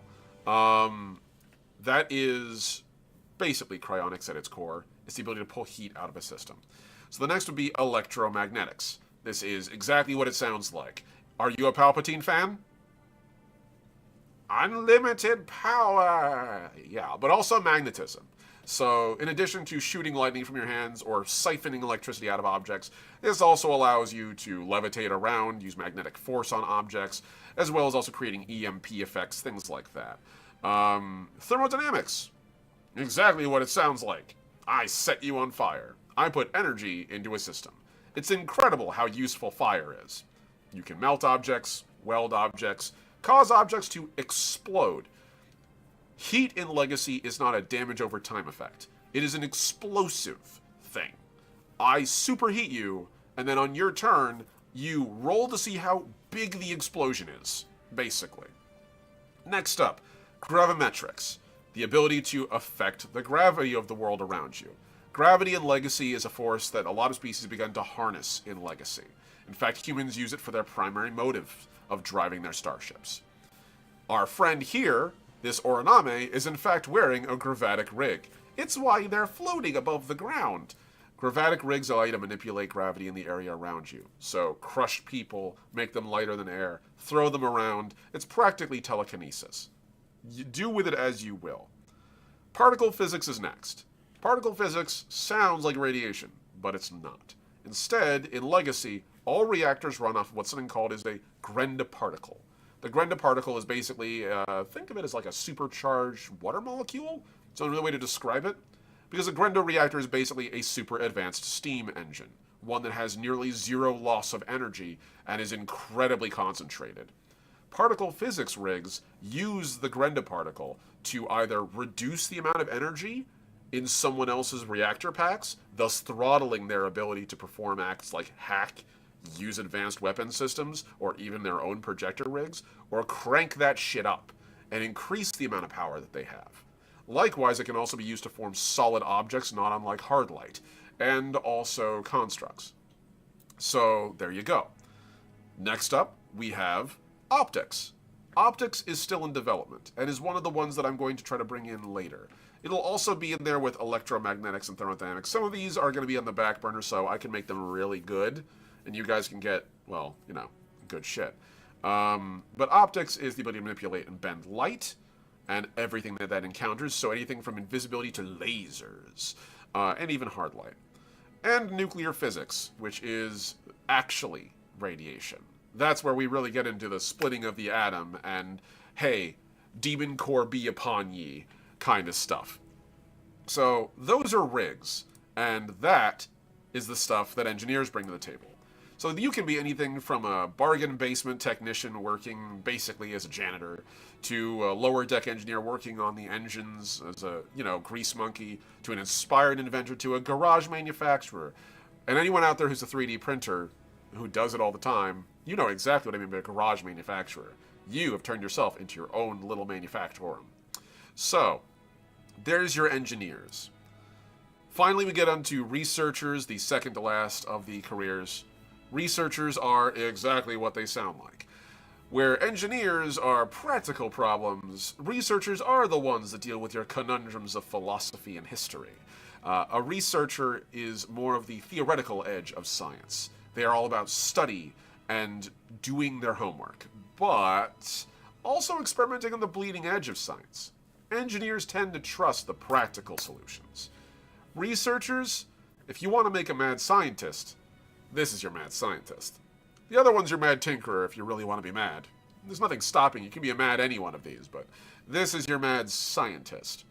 So, in addition to being your favorite variant of Bill Nye the Science Guy in space with one of 8 different species backgrounds, in addition to that, you also gain access to projector rigs and hacking modules. Again, both methods of what we would say is almost magic in the setting of Legacy. So if you really like being a spell slinger, the smart person, the person who does that background knowledge, the person that between sessions spends their time digging into the lore, figuring out what's going on, doing their research, you might like being a researcher. They can be anything from academic students to field scientists to savants in their field of expertise who just happen to rise out of the frontier. These are all just simple examples. And finally, our last career. Negotiators. So, you ever want to talk someone off of a ledge? You want to talk someone off a ledge? You want to make someone walk over a ledge? Well, negotiators can do all those things. They have access to Class 1 weapon licenses, but namely, the biggest thing they have access to is the mediator training. So, mediator training is something that you guys already saw a little peek at earlier. Not a lot, but like a hint, a smidgy of, namely around the different doctrines. You've seen these logos before. These logos were used at the very beginning of our video to describe the different ages of the Anazali. The age of accord, misdirection, and aggression. These are also the doctrines of mediation, as the Anazali were the ones who created the mediator colleges of old, a mechanism by which they could control people by, well, negotiating really, really well. This isn't mind control, mind you. Instead, the way that mediation works, the way that mediator doctrines work, is that they utilize what are referred to as axioms, or axiomatic statements. These are things that are fundamentally true on a conceptual level. If I say, as an example, that mercy is a circle, the implication is that if you want mercy, you need to give mercy. And it's very hard to argue that. And so as a result, by using an axiom, say a friend of a friend combined with mercy is a circle, you have the ability to guarantee certain results from people. If I walk up to someone and say, hey, I think we can agree that guy's a piece of shit, and you point over at someone who's, say, I don't know, a war criminal? You can probably both agree, yeah, war crimes aren't cool. And with that very basic level of agreement, you can then, as a negotiator, take that a mile. Go friend of a friend and say, hey, I know someone that you knew, and as a result, by proximity, I must have a little bit of their credibility, right? And also, mercy is a circle, so even though you've beaten us in combat, I'd prefer if you didn't hurt us. We just want safe passage and the ability to have our gear respected and our wounds treated. And by combining axioms, you can basically control the actions of other people to a certain degree.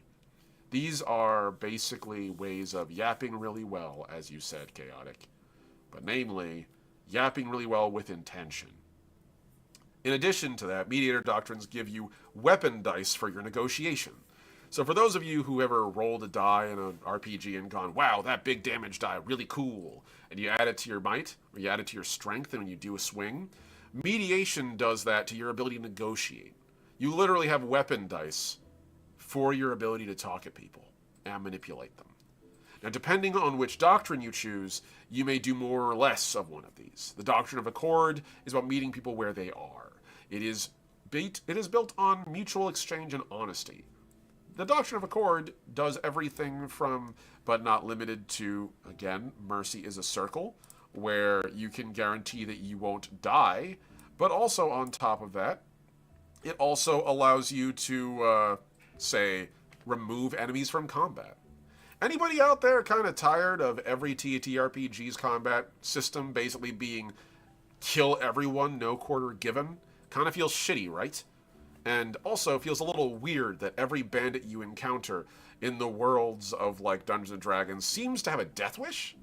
Well, in Legacy, that's not mandatory. Negotiators have the ability to, with the gift of surrender, go, hey, you look injured. Just run away. We're not going to hurt you. And remove an entire opponent from combat, as if they were killed, but not having to deal with the messy ethical dilemma of actually murdering somebody. Mutual self-interest allows you to engage with people and get what you both need without having to resort to, say, I want to threaten you, or actually dropping a huge amount of money. The doctrine of misdirection is exactly what it sounds like. This is about manipulating people. The implication is it's still for your own good. All these doctrines can be used for good or ill. The Anazali Imperial used all of these doctrines for ill, and initially the doctrine of accord and misdirection for some attempt at good. The doctrine of misdirection is all about messing with people's perceptions. So, sheep's clothing gives you a surprise round in a social encounter. So, like, you can go from a social encounter to combat and start combat using sheep's clothing with an ambush, even though you and your buddies were standing there talking the whole time and everyone can observe you, because no one sees a wolf in sheep's clothing coming. What they want to hear. A huge bonus to lying if you're telling the target something that they're expecting. So if you're trying to pull the wool over somebody's eyes and you feed them exactly what they think is happening, their ego will fill in the rest. The shell game, where you get a huge bonus to keeping a secret by surrendering other information to someone else. And Mutineer's Award, where you can not just take an enemy out of a battle, but convince someone to join you. After all, my money's good, right? Why not take it? And then finally, the Doctrine of Aggression. This is where you use your force of personality to overwhelm others. Again, this sounds bad, but it can be used for good. Anyone who's ever been in the same house as a kid and seen them reach for an oven knows sometimes the only thing you can do is slap their hand away. It's unfortunate, and you wish you could be more subtle. But for some people, they really do need to be addressed directly and immediately. And a threat of violence is objectively better than acts of violence. And the Doctrine of Aggression is built around that. Force of Personality allows you to re-roll a failed social roll with a huge bonus, but only if you use coercion, a discipline specifically built around intimidation and force of personality over somebody, domineering. Take to your heels allows you to scare away enemies from a battlefield after a central character of an enemy force is killed. I killed your leader, I'm gonna kill every one of you if you don't fucking run. And they do. Turns out, threats of violence can actually save lives. And then, of course, one of my favorite abilities, pressure. Just with your sheer intimidating charisma of being in the room, everyone else has negative modifiers to their social roles as you oppress the space with your force, ruling it. These are mediation doctrines. These can be used in combat these can be used in combat once for free, or you can sacrifice your combat action to do 2 per round. As a result, Legacy First Flight is one of the few games where you can play a true pacifist and contribute to combat despite that, or evade it entirely. It must be said, and this is an important detail that I like to bring up, in many other games, your ability to get in and out of combat is dependent on your GM. If you play a negotiator, you can choose when combat starts, choose who's participating, choose when it ends, and determine whether or not you die at the end. There's very few other systems that allow you to avoid a total party kill by arguing with your opponents that you deserve to survive. And negotiators let you do that. Every one of these starting careers has value. I highly recommend you think about it. So, negotiators can be hostage negotiators in the classic sense. They can be frontier diplomats or on behalf of governments. They can be corporate envoys or sales folks. They could even be your liaison between your tiny podunk colony and the incredibly frustrating owners and sponsors who started it. It's up to you. Your background is yours. Your characters are yours. Your species are yours. The galaxy is vast, and no one comes from a monolithic culture. All these different species, all these different careers intermingle. The galaxy is primarily mixed civilizations. Most frontier colonies are as diverse as a Shrike standing next to a human, rolling next to a click, hanging out near a sylph. Everybody's got their own diversity, and everybody's got their own background. And more importantly, everyone's a person. Be who you want to be.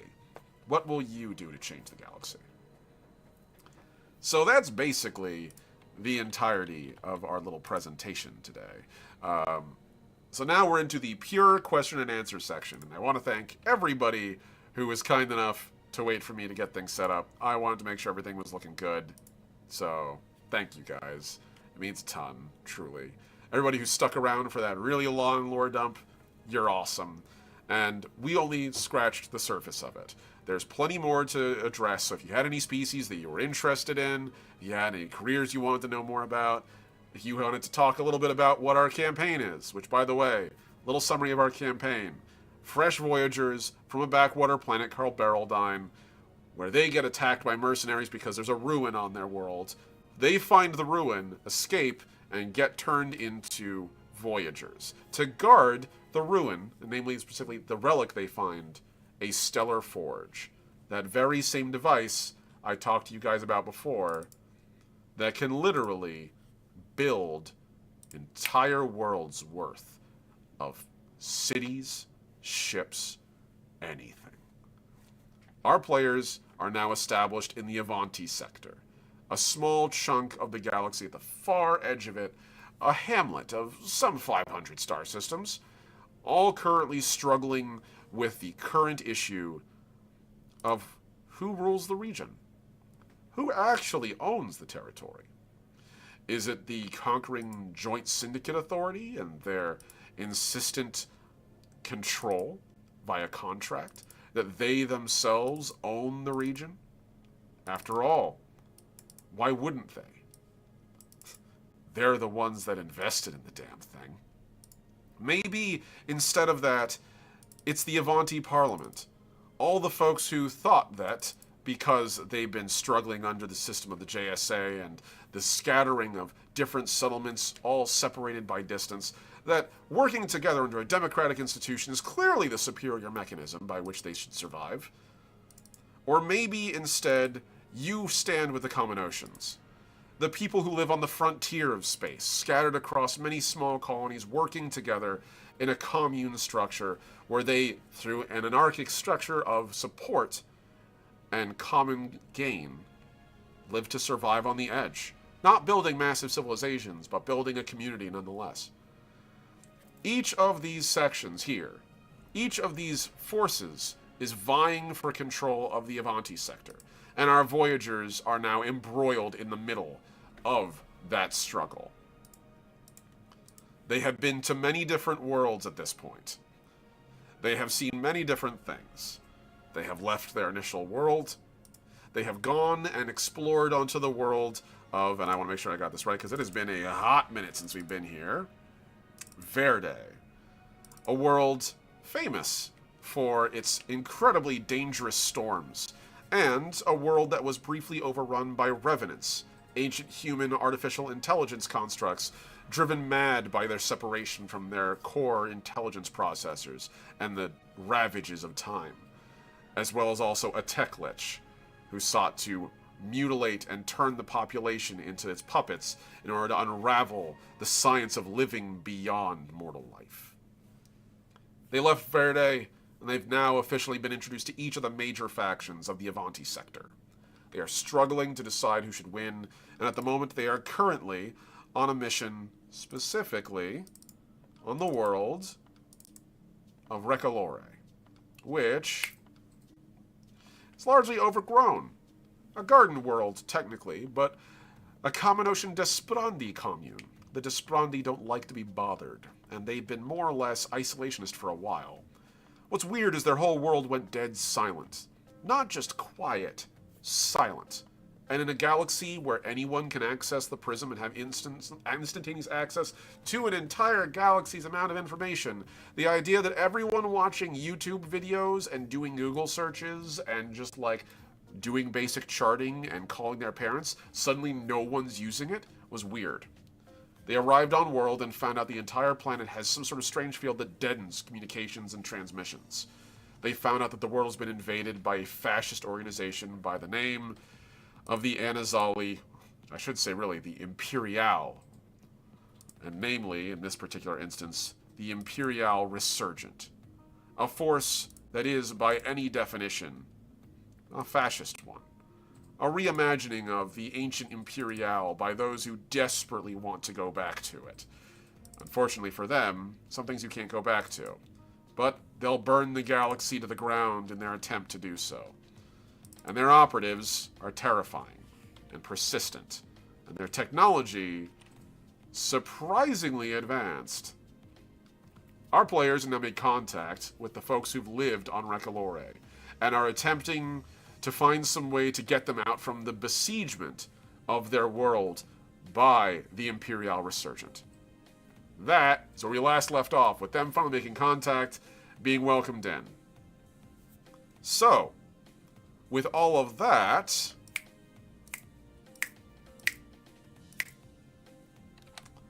I think that's everything. So let's just do pure Q&A, baby. I think we're there. I'm gonna open up the chat in a full window here, and we're gonna engage with that. Timing's good, about an hour a session, right? This one's gonna be a lot faster. We don't have that many questions that have been asked, so, but also you guys can ask questions right now. So please feel free. I am watching the chat. It is right on this monitor in front of me. You guys can't see, but I'm looking at it. So yes. All right, let's open up and see what questions we've currently got inside of our Q&A. All right. So at the moment, I've got 2 from Mossy and 2 from Bon. So let's begin, shall we? And ooh, I see. Who has the superior military force? Oh, that's a great question. That's a great question. Okay, I'm going to add that in. I'm going to add that in right now. So, who has the superior military force? All right, so I'm going to go 1 question per person, and I'm going to loop back around for the folks who've asked multiples. That's a great question. So, let's start first with a question asked by Mossy. So, hi Mossy, see you in the chat. Love you, buddy. One of our players, actually, who's currently playing a click operative by the name of Mognir. Really excited to see that. Legitimately, like, I'm actually really excited. Let's see if I can open up the art. Ah, yes. As I pop this over here. Mognir. I love Mognir. He's a real homie. I'm really excited to see what you do with him, Mossy. He's going to be a blast. So, getting back to it. Mossy asks, quote, is there a universal language within the Union, or is it an agreed state that everyone in part of the Union use a translator to enable clear communication across species and races, thinking that a diverse set of native languages and physiologies, a common tongue would be difficult to enforce and implement? That is a great fucking question. And it is the question that every science fiction space opera has to always deal with. How do you speak the same language? Mass Effect doesn't say shit. They just say you have a magic translator chip. They never mention it out loud. Don't worry about it. My favorite old movie from the 90s. If you have not watched this, go watch it. The Last Starfighter, a legitimate gem, also does this, but they actually call attention to it and say that this translator chip is programmed with all the language of the species they interact with, and thus they have a translator. In Legacy, instead, the way that this is handled is with what's referred to as subconscious training. So, when you go to sleep in Legacy, basically anywhere that's on a starship or anywhere that has access to any kind of level of computing, one of the most common things that'll occur is you usually will put on some kind of like either background device, whether it be something that interacts directly with your like subconscious, or it's simply just equivalent of a VR system. It basically bootstraps your subconscious mind while you're sleeping and trains your conscious mind by injecting data into it. It does this by the most common languages within your region. It can't do it all overnight, but when exposed over and over and over to this subconscious indoctrination system, it allows you to actually learn other languages. Most people in the Union don't realize they're polyglottal, and this is just simply the way that it works. So the longer you go in an area, the more you'll understand the people of that region, as long as you have access to the appropriate technology. Pretty much all Voyagers have this baked into their atmosphere, as well as also into whatever backpacks or like whatever equipment they carry around with them to sleep. It's just a normal expectation that you are subconsciously training yourself on all the many different languages. And that's because there's a lot. Not just the core languages of each species, of which each species and region of their homeworld has developed their own highly complex languages, but also many of their own separate colonies and many of their own separate diasporas have done so, and That's not even counting the trillions of Creole variations that exist across the galaxy, because a bunch of Shrike and Acris and humans and Click all live within the same block, so they kind of just mix their languages together. As a result, wherever you are constantly learning new language, usually with this subconscious training technology. But in certain cases, you do it practically. And it isn't perfect. You might encounter someone speaking in a dialect that's completely not from this region, that just does not make sense. It can be a coded language you just don't know and don't have access to, or it could simply be someone who's just from really far away, not speaking in a local tongue. And if that's the case, then, well, it sounds like gibberish to you, because it is.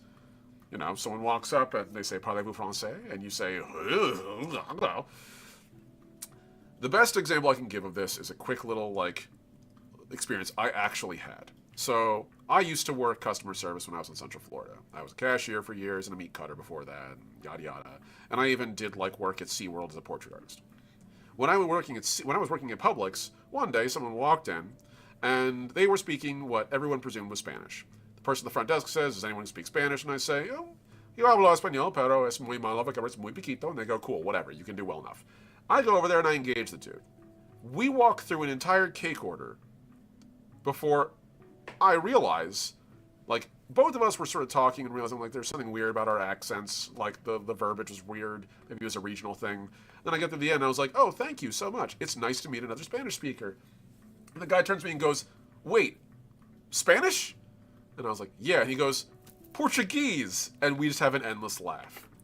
And so, as a result, yeah, that happens all the time in Legacy. It's that complex a universe. Imagine the level of language complexity on Earth. Now multiply it by the literal thousands of worlds all across the galaxy. So yeah, there you go, Mossy. Now you know. So that's our first question. Our next question, and this one is by Bon, and we have plenty of them. Do people travel often, learn more language and have an advantage then? To a degree, yes. I will answer this, because this is an addendum on Mossy's, which is important. The problem with subconscious learning systems in Legacy is that it's not true learning in the strictest sense. It's kind of like surface level learning. You're skimming that knowledge for your local acquisition. If you stay somewhere long enough, you will actually internalize that knowledge. But if you leave regions after a little bit of time, you'll probably only get a surface level understanding, and it'll probably largely fade from memory. Actual learning takes time and effort. So there's that. Bond's question that she asked earlier. How long has it been since the fall of the Anazali, and roughly how many Anazali are there of each faction? Okay. So, the Anazali, if we call our friends back up again, everyone's favorite mogging art here. This is my friend here, Orin Selfinor Valen, who's actually the person who recruited our Voyager team to serve the Union. So, if we look at that question, how long has it been since the fall of the Anazali? The Anazali Imperial fell 2,400 years ago from the modern time of Legacy. For those of you who are unaware, the modern era of Legacy is the year 2400 AD, approximate. Technically, it's 400 years in the future from now, so it is currently 2426 AD in Legacy. So that means that for the Anazali, their Imperial was completely collapsed. Actually, it was even before that. It was about 100 years before. It's about 2,500 years ago into the past is when the Anazali Imperial collapsed. There is only a couple dozen million or so left of the Anazali, which sounds like it's not that big a deal. But when you're a species that used to number in the trillions and your gene pool depends upon that depth, kind of an issue. So there are the majority of them, if I open up the rule document that I've got here and the little lore bit that I have. So the Anazali, like every other species, are divided into, well, basically different cultural subdivisions, as everyone has. But for the Anazali, their big cultural subdivision is built around, what do we do now that our homeworld is destroyed and we are probably going to go extinct? And those would be the Redemptors, who want to make right, the Progressives, who actually think that they're going to try to rebuild and survive, Mourners, who grieve the loss of their past, and Restorationists, who seek to rebuild what was. Of them, the bulk are mourners. These are the folks that are simply just shell-shocked. Surviving genocide's rough. Surviving a species-wide xenocide and a galaxy-wide xenocide, I suppose that'd be a galacticide? Stunningly damaging psychologically. Even thousands of years later, many of them bear hallmarks of depression and anxiety at all times. And so many of them are just sort of soaking in any kind of hedonism or despair or moment to moment trying to get by. That's the majority. I'd say roughly like 70% of them. 70, 60, 60% of them. Of the remaining 40%, roughly about like 20% of them are redemptors. These are the ones that believe that if they're going to die trying to do some good before they're gone. And in this instance, we're talking about like folks that are basically, they view their lives as ones to be spent in service to the new galaxy. These are folks who will serve as administrators, advisors. They'll spend their time creating scientific advancements for younger species, that kind of thing, where they can. Maybe like that's 10% to 20% of the total population of Anazali. The remaining 20% is split roughly between progressives, who look to the future and want to build a whole new Anazali civilization. Fuck the old one, it died, and we don't want to. Those guys are rare. They're down to 10% of the whole population. The other ones are restorationists. Those are the guys who look to their fascist past and go, man, those were the good old days, huh? To make the example that all you US fans would understand, these are the ones who watch Newsmax in their basement and genuinely believe that things were better in the 1950s. We don't need to think about why, but they're white enough to know why. That's what the restorationists are. They're not quite openly fascistic yet, but they are in that leaning authoritarian fascistic, whimsical for an age gone by kind of way. So that's the subdivisions of the Anazali. I hope that was an interesting answer. Let's go over to our next question, which I saw Natisha ask. So, Natisha, or I should say, sailing ships. So up here, the question I saw was, who has the superior military force? That's an interesting question. So the answer to it is actually pretty straightforward for once. And that would be, hands down, without a single doubt, the single most militant species in the Union with the largest military force, well, it has to be the Acris. And it's not even close. The Acris have the single largest fleet in the galaxy. This is because, remember the way I told you way back in the day when the whole of the Anazali were sprinting for their lives from the catastrophe they unwittingly unleashed on the galaxy and kind of got everybody fucking killed? Oopsie daisy. While they were doing that, they found the Acris and uplifted them. The Acris, as an entire species, ascended to spaceflight in 20 years. 20 years from throwing stones to folding space. And in that time, basically an entire generation was scooped from their parents' arms, willingly surrendered to a joint Acris Anazali-like group, and then raised in an Ender's Game style society to try to create a species that could fight against the Ataraxi with the hope that they don't get killed. Now, for the record, they succeeded. And the Anazali, actually, they don't take credit for the destruction of the Ataraxi Scourge. They give it where it belongs, to the Acris, for whom the majority of the fighting was done, planning was done, and even the technology they used was done. They invented unique weaponry that to this day, even the Anazali kind of scratch their head at and go, wow, that's kind of fucking cool. I never thought we'd be able to do that by rubbing the sticks together we had. They've made an ability to actually create laser weapons that can bank around corners. These are called seeker weapons. They use a combination of gravity and light to literally do the Tron light cycle thing, but with a laser gun, as well as also sights. They are incredibly advanced technologically. I would say, compared to the only species that's more technologically advanced, would be the Anazali. And in fairness, that's because the Acris kinda got all their shit when they got uplifted. Now, as a result, the Acris took it upon themselves to basically become the guardians of the galaxy. This is a running joke that I have with the Acris. The Acris are that friend who peaked in high school and they never, ever, ever, ever let you forget it. And so, the Acris, in their prehistory, saved the galaxy from utter oblivion. They did.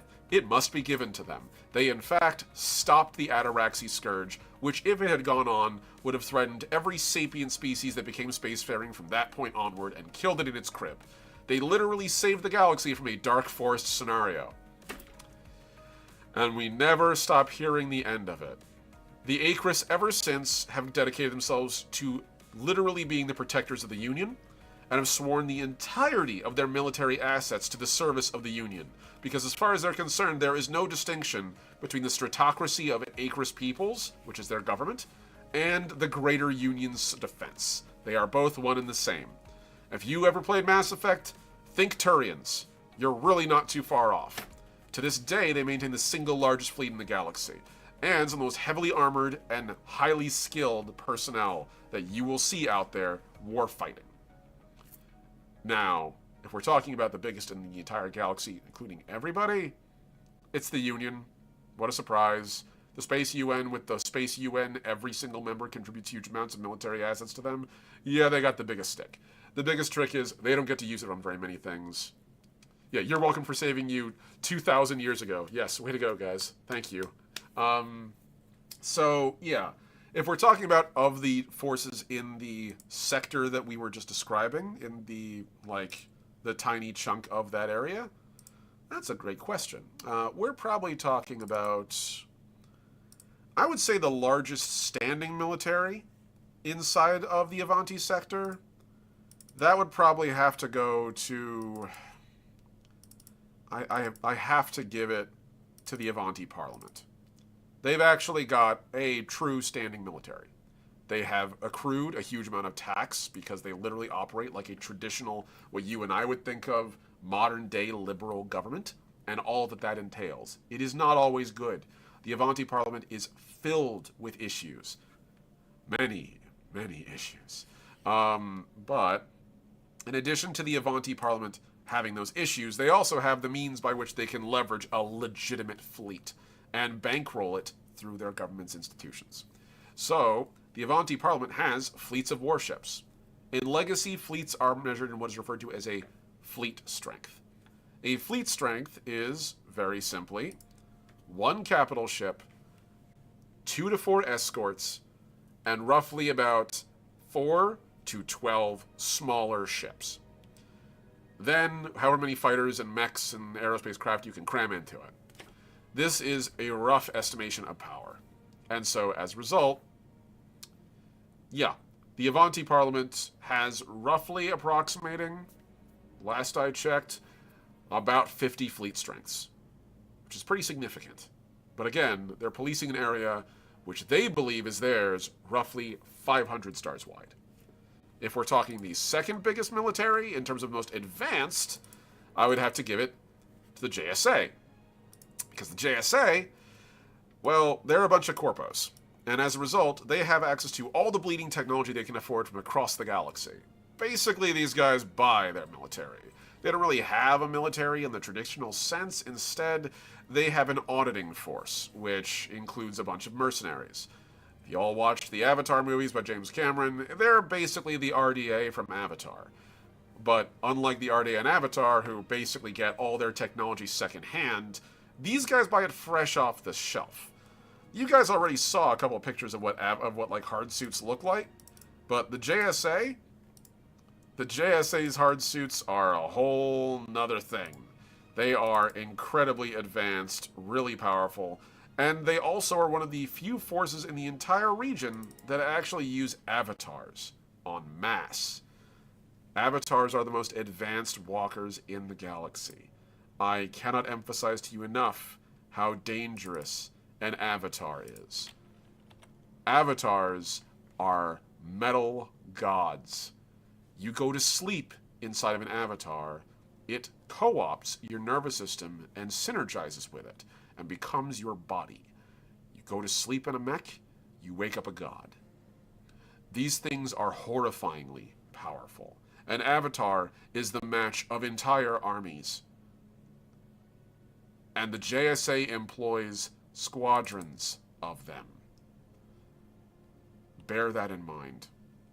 Now, that isn't the only measure of power, however. Anyone who's ever studied any history knows your ability to leverage warships and armies sounds really impressive until you have to deal with actual fucking people. And if that's the case, if we're talking a regional power, the most powerful force in the entire sector is hands down the Common-Notions. The communes of Camino, named for the singular shared world they use as what they would refer to as a congressional location or a meeting spot. They literally go to this world, and it is basically where they have their debates. They have their massive congresses of the many different communes and their representatives, all whom employ speakers who then go to these and engage in diplomacy on behalf of their many different groups. It is a massive, riotous affair with literally thousands of people in a room all talking to each other, and some stepping onto the stage amongst all of them to demand attention and discussion. The communes don't have the expensive military equipment of the JSA, and they sure as hell don't have the means to maintain a massive standing fleet. What they do possess, unlike everyone else, is corsairs. The entirety of the Common Ocean people are scattered across thousands, hundreds of thousands of settlements, varying in size from 5 to 20 to, in some cases, all the way up to a couple thousand members. The largest Common Ocean worlds rival that of the core worlds of any Union species. However, because they're all so subdivided, they don't maintain huge fleets. They do, however, maintain their own independent fleets, which often are weaponized, usually to defend against pirates, or so they say. It turns out that some Common Ocean captains, and by some, I mean a stunningly organized large amount of them, will, when required, strike their colors and fight in unison in the defense of a region, thus denying any sort of plausible connection to their homeworlds. After all, they struck their colors, they're pirates, and go and fight as a war-fighting group. While not the huge capital ships of these other fleets, or even the highly organized and advanced technology of the JSA, it is still a massive flotilla of highly customized, each highly skilled in their own way, soldiers and pirates. Some literally engage in pirating activity, striking into the Avanti sector across the JSA and the Avanti Parliament's territories to plunder where they can to gather resources for their people. In other cases, they engage in terroristic asymmetrical attacks, ambushing fleets and those who be oppressing their own kind. In others, they literally run flotillas and squadrons of fighters, not unlike Star Wars, where the rebels will not really send a fleet at you, but about like 30 ships will just drop out of hyperspace and just start kicking the shit out of you with really advanced fighter craft that are all super customized, and then bailing before you can get a bead on them. That's basically the Common Ocean Corsairs. And unlike any other force, the Common Ocean Corsairs have the very strong backing of the Common Ocean people, who are the majority population of the region. Their only reason they're not overwhelmingly the ones in charge is because, well, they don't have a centralized government. They're anarchic, by design. They work together, sure. But the second someone tries to assert control, good fucking luck. So, yeah, there you go. I'd say it's kind of a asterisk question on that, and I know that's a bit of a cop-out, but if we're going with, like, the proper fleet, Avanti. If we're going by technology edge, JSA. If we're going by just people and ground power, what's the line from Dune? Desert power? We're going the Common Oceans. So, there you go. That's your primer on who's in charge in the sector or not. Let's see. If anyone else has any other questions, we have, like, I'm going to say we'll go for another, like, 15 minutes. And just answer any questions for anyone who's in the chat. I also have another question that I will answer as well from, like, both Mossy and Bond to provide me with a backup. I'm going to answer Mossy's question, and please, again, in the chat, give me your questions. I don't care. Whatever. Throw them out there. It can be as basic as you want. If there's shit you aren't understanding, or I'm like overinflating, or you're like, hey, I want to know, it feels like I'm skipping this, please do. JP, let's fucking go. That's what I'm hoping for. What's life like for the average person in this civilization? That is a great question. Okay, so the way that I like to describe life for the average person in Legacy is it depends on your world, but the average person in Legacy lives in either what would be described as a settled world or a frontier world. A settled world is a more proper, what we would consider like, I wouldn't say almost our level of, like, it's our level of technology, our level of development that we deal with. So, not the biggest cities, mind you, but as a general rule, they can have a couple of large cities on the world, usually a population of roughly between, like, 10 to 1 million, in some cases even down to a couple 100,000. But namely, they've built up enough infrastructure where they're resilient and can operate independently without external support. If that's the case, it's not that different from living around most moderate cities or townships that you would in our world. You wake up every day, you go in and can enjoy your own life. There is a couple of distinctions. First one, housing, food, and, well, housing and food primarily, are basic rights. You possess, also, medical. Housing, medicine, and food are all basic rights in the Union. You are allowed to survive, no matter what. You will have enough to get by. This is because it is expected on any world in the Union that those who cannot take care of themselves be allowed to be the beneficiaries of the state. Because everyone feeds into the state. That's how it works in real life. There's no such thing as a burden on society, except for those who seek to exploit society. And in Legacy, they've long since accepted that. Now, different worlds handle it differently, but if we're talking the average, it basically means that your average person will probably have a job or a career that they work locally in order to push themselves above their basic level of subsistence. Now, this can be as simple as like working at like a local forge or doing what we would consider like grunt work of like just typing at a day job or what have you. It can be as simple as like using a skill set you possess. Again, matter printers exist everywhere. So imagine if you could 3D print food and clothing and buildings and vehicles. Now imagine if the only limitation on your ability to create was how good you were with the programming language and ability to make things in that printer. That's where makers come in. They're very common in Legacy. So like maybe you're the sort of person who's like, I want to design clothing for my friends. I'm going to program some clothing, and then I'm going to sell those on the interstellar internet, which in Legacy is referred to as the Prism. The Prism, as I will mention, every once in a while you're going to occasionally encounter it from like time to time. It's pretty common. So the Prism is basically the space internet. It is a quantum entangled network galaxy-wide that everyone has access to for free. As long as you have a device that can do so, you can bank through it, communicate through it, trade through it. Think of it as the internet in the early aughts, late 90s, before things started getting really enshittified. Except it's spread everywhere and there's zero lag time. The majority of lag is actually processing time. It's not actually like separation of distance. Quantum entanglement kind of makes things instantly happen. So, as a result of that, you might be able to talk and have pen pals with people clear across the galaxy. It's absolutely possible. You move to a different part of the galaxy? Well, because of the way travel works, there's no time delay. It's literally 5 days. That's right. 5 days to go anywhere in the galaxy, anywhere technically in the universe, with a spaceship. It's 2.5 days to get safely away from the planet, an instant to spacefold to a safe distance from the next world, and 2 to 5 days of travel back. So, as a result, you might have gotten an internship to go to another part of the goddamn galaxy. Got on a ship, 5 days later ended up on a totally different world on the other side of the galaxy, and telecommunicate with your parents. Now, this is a pretty common experience for a lot of folks that are in like the settled worlds, but on the frontier, which is what a lot of people will interact with in Legacy because you're a Voyager, things are a little rougher. On the frontier, most worlds are the terraformed ones. There's plenty of worlds that people can support life on, and oftentimes those worlds are often, like, I don't want to say vied for, but they're often auctioned out to the different homeworld governments of each species.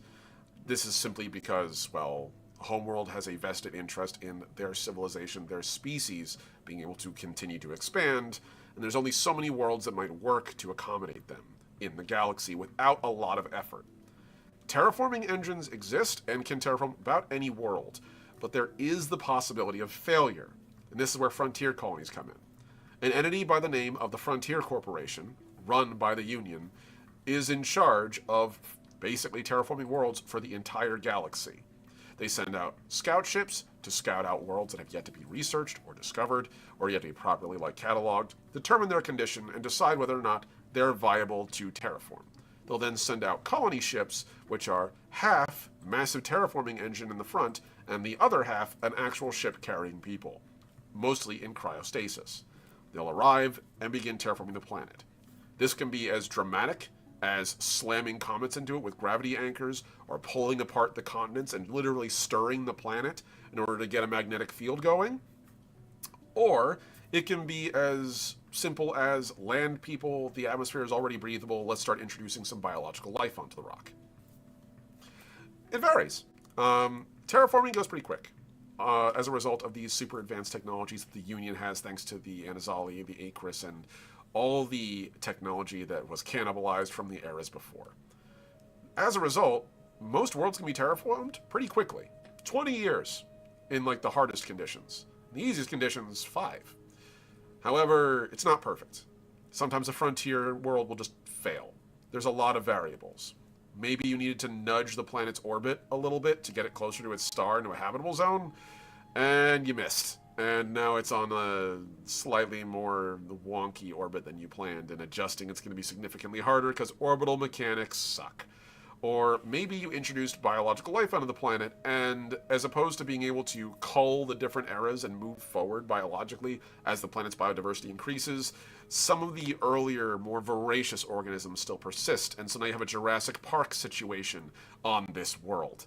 It happens all the time. Or maybe just the planet's not worth it. They do a full inventory, a colony group shows up, and they realize that actually the planet doesn't have nearly the materials they thought it did, and so as a result it isn't really economically viable for investment by a corporation or a civilization to do, and so they kind of just get abandoned. The Frontier Corporation offers to put them back on ice and ship them off to the next world when they get it, but that can be days, months, years, decades, centuries, until they get another shot at another world. And maybe they don't want to lose their whole lives worth of time for it, so they stick around and try to make it work. Regardless, whether it's a successful colony that's in the early stages of terraforming and still hasn't quite gotten big enough or capable of supporting a large enough population where it's a properly settled world, or whether it's one of these failed colonies, that's a frontier world. And frontier world life is actually not too bad. But it's kind of provincial, if we're going to use the Beauty and the Beast comparison. Most of the structures you live in on a frontier world are prefabs. They're almost all printed locally with matter printers, usually from the orbital printer foundry on the giant terraforming engine in space, and shot at the planet and then assembled on planet. So most people tend to live in simple hab modules. These are basically community houses. Not quite a longhouse, but they can house anywhere from 10 to 20 people in a single building. Includes small living space, food, and also a little workstation. They might have a printing foundry, as you can see in front of this building here. This is a little printing foundry being worked by an Oraname and a Shrike. They might have other things. Many colony worlds actually will have, in fact, shared transit systems. So in the case of this one here, they've actually invested in a local transit system, which is basically matter printers that crank out remotely accessible vehicles, basically a rent-a-bike. That'll show up and allow you to mobilize and go around without having to spend any money. But without having to establish things like roads or destructive environmental things like highways, or larger train structures. You might even have things as simple as just tool benches and even cooking. You can literally just have a little cooking pit like these guys have, where it looks like they're currently smelting metal on it. So, like, this is the average daily life of a frontier person. They will wake up and get to work. Anyone who's on the frontier terraforming a world, they are doing the job. Their job is to make their planet viable enough to be stable without the assistance of others. That's when it becomes a settled world that is independent. At this stage, they're still dependent on oftentimes supplies and exports. So oftentimes a frontier colony might be dedicated towards mining a particularly valuable resource, or farming, or sending out like some export that they could use to then continue to bankroll their development, especially if things go sour and the Frontier Corporation decides to piece the fuck out and leave them without any budget, or take them away and put them on ice. It's really one or the other. Either stick around and good fucking luck, or get on the ship and get back on ice. So, you'll wake up, spend your time with your fellows, probably have a nice locally home-cooked meal, which is one of the biggest perks, and then get to work. It's back-breaking work to make a planet viable, but it's worth it. And for a lot of people who are frontiers folk and they're really excited to try to make something of their own, the struggle is worth the effort. If you live in a normal, settled world, you probably eat somewhat processed food. You probably go to a relatively normal job like you and I would expect. You probably live in the suburb, or not the suburb, but like a city. Depends on how well built they are. Most worlds actually don't do suburb sprawl for obvious environmental impact reasons. When you're making a world go from sterile ball of rock to self-supporting ecosystem, you don't fuck with that. It's, no matter what, more delicate than a naturally robust existing ecosystem. And as such, things like urban sprawl, vast destructive mining, usually that shit's kept to a very, very dull hum. And only ever engaged in when a civilization kind of goes off the rails in size, scale, or the people who live there just not giving a shit anymore. And that can lead to colony collapse, even for a fully settled world. It happens. It's rare, but every once in a while, suddenly a planet just goes, well, I'm not supporting life anymore, and good luck. And so, as a result, usually you'll live in, like, more dense city environments, but you'll live in a relatively, like, reasonable area. You'll have some camaraderie with people nearby. If you live on the frontier, you'll probably eat fresh fruit, unless you're on a world that doesn't support farming. In which case, I'm so sorry, you get whatever you can buy on market, which is probably rations, which aren't the worst, but it's like astronaut food, probably. Like astronaut level food. So, dinner, like frozen dinner equivalent.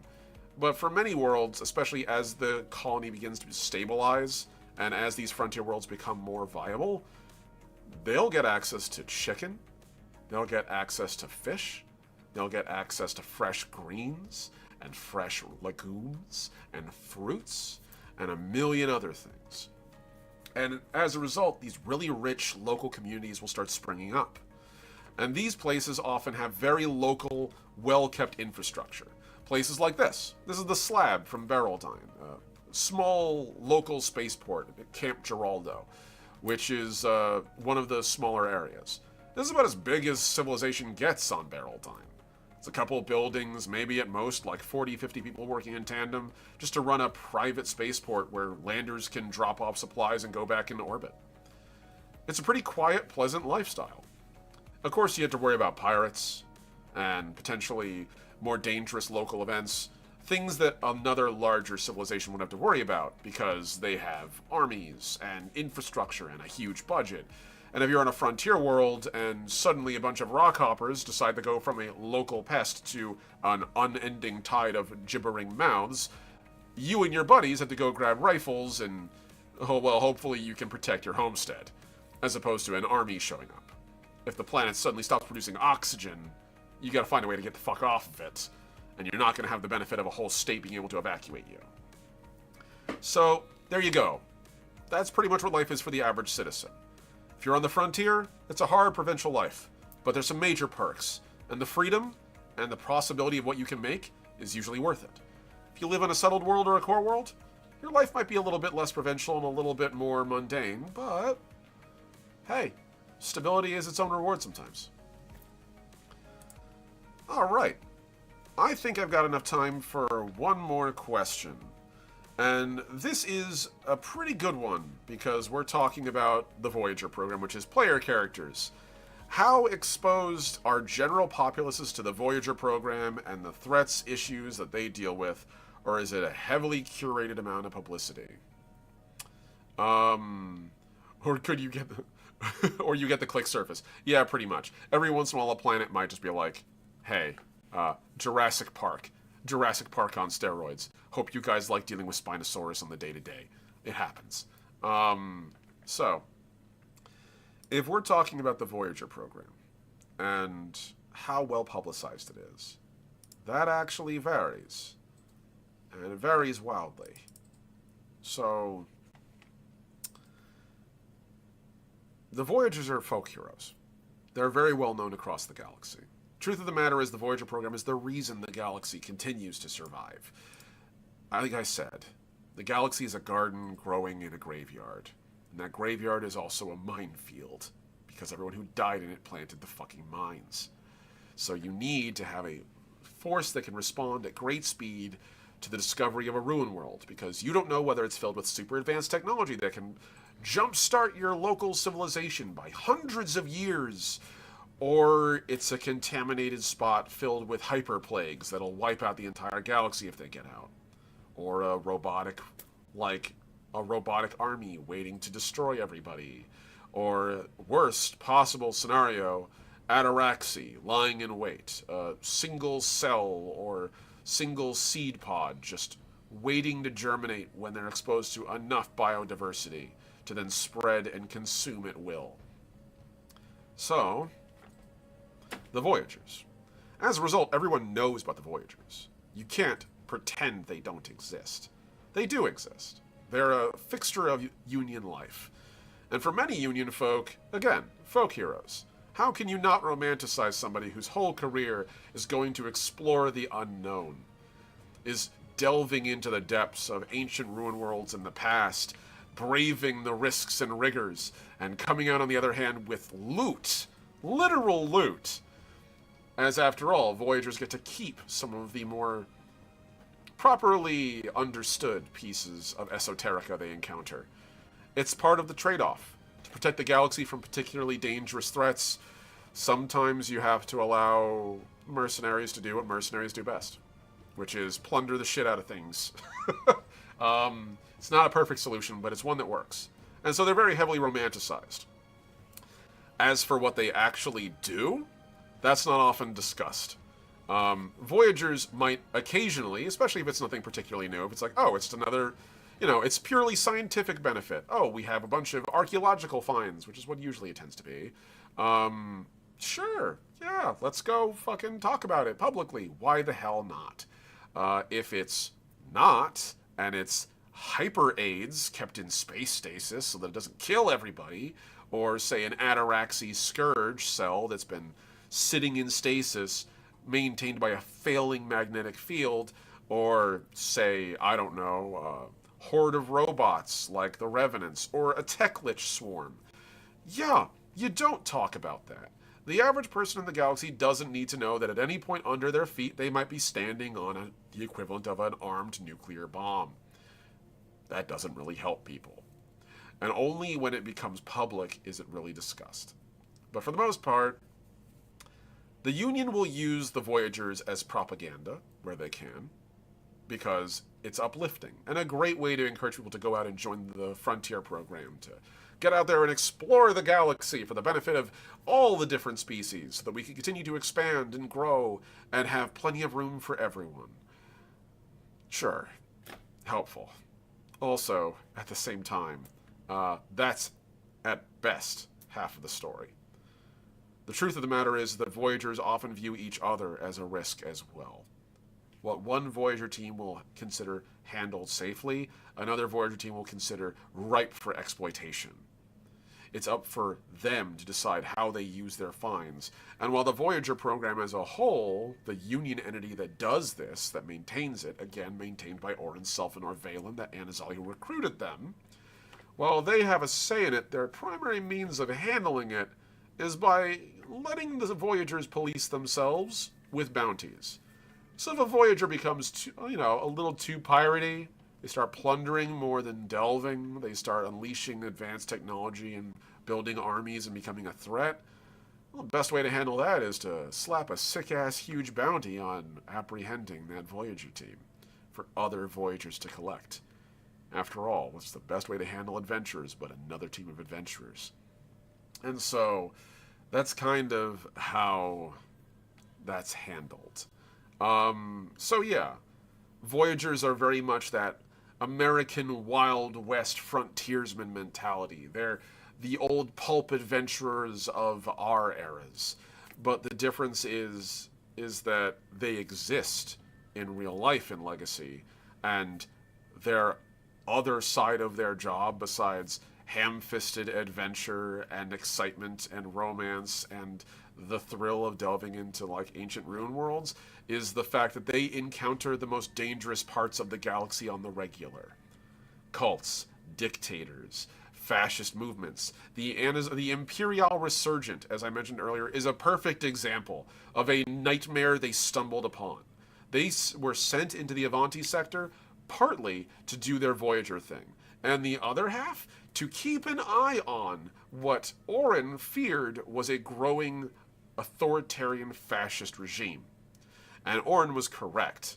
What he did not know was that it was an authoritarian regime backed up by Anazali firepower, which is a big fucking problem. The Avanti sector knows about the presence of Fireteam Forge Tender, which is the name of our Voyager team in our AP stream. They are, for the most part, unaware of the existence of the Anazali Imperial, and they are kept largely in the dark that the Imperial Resurgent is coming for the sector. It wants to own it, and it views the galaxy as something that it can reshape in its own image with time and effort, and that the Voyagers are engaging in a shadow war against them. They don't know that shit. They don't need to know that shit. Purely need to know basis. So there you go, Mossy. Your average person, they know them as adventurers and pulp fiction characters. Those in the know they often carry the most dangerous shit around the galaxy with them because no one else would take care of it properly. Well, with that, we are hitting 4 o'clock, which is 3-hour stream, which feels pretty good. I want to take a very, again, brief moment to say a huge thank you to everybody who tuned in today. Like, seriously, it means the world. Please like, subscribe, slap that bell an odd number of times so that you get reminded. And also, on top of that, if you have money and the time and the energy and you want to support someone who is basically doing this entirely on their own budget, like, I've been making this for 20 years, not because I don't want to get it done, but because I'm a solo act making a game that is arguably about as expansive and as ambitious as, like, Pathfinder. And so I'm doing it all solo. I do not have money. I do not have many resources. I don't have any friends I can lean on locally. I do have you guys.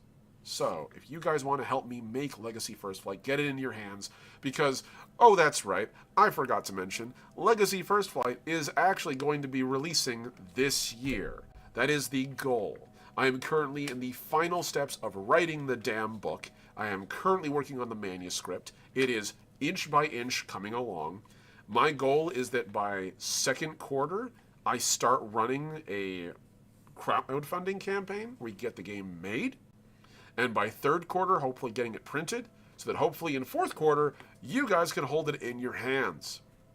Thanks in huge part to the incredible Wendigo Workshop, some amazing Indigenous people, like Indigenous queer creators who live up in Canada who have agreed to be my publisher. They're amazing. Love you guys. You're amazing. But, you know, that will require that I get more done. And so I need to have a manuscript to give them. And it'll be a lot easier to do that if I have money to hire artists and writers and editors to help me out. And also, it must be said, meet some of the stretch goals. Not just get the actual manuscript done so you guys can download it in PDF, but get a hardcover print run so you guys can actually hold like paperback and hardback books. If we go far enough, I might even release unique special editions of the first edition, so you guys will have a collector's item of your own. And if we get really far enough, let's say I'm in talks with someone who might be, and by might be, definitely is, interested in making 3D printable kits that you can use to create your miniatures. As I've mentioned before, the Voyagers of Legacy come in a lot of weird and different flavors that there's not really any models for. Not really. I mean, like, honestly, I've never seen anything that vaguely looks like, well, this jelly baby here. Like, if you want to make an origami character, you're kind of shit out of luck unless you want to play with a lot of hot glue. But I want to be able to make 3D printable kits for you guys to make your own miniatures. And they would even be willing to carry them in their store, so you can purchase them as physical kits and assemble them yourself. So yes, Legacy First Flight by Christmas is the goal, but all that's dependent on my ability to get funding and get support and get help. The more people I can get help from, the better it's going to be. And the best way to do that is to support me on Patreon. Spread the news where you can. Patreon.com/TheLastOmnitect. I have 3 tiers. A $6.99 tier at tier 1 for my amazing Mysterious Wanderers, Ampersand and Atlas, who currently are there. At tier 2, Necronomicon and Souls Rolls at my Trusted Comrades level. This is $10.99. And then finally, Mossy the Mighty, and lately, Heinrich the Heroic, our newest Ironclad ally at tier 3, which is $50 a month. If you guys can afford to, even the smallest amount of support, it helps immensely. It truly does. And I thank everyone who currently is out there offering to help me do this. You guys are literally the sole income I have right now. And I endlessly appreciate everything you give me, including your time and attention. So, with that, I want to say, again, thank you all. You're amazing. I'm very lucky to have such an incredible community.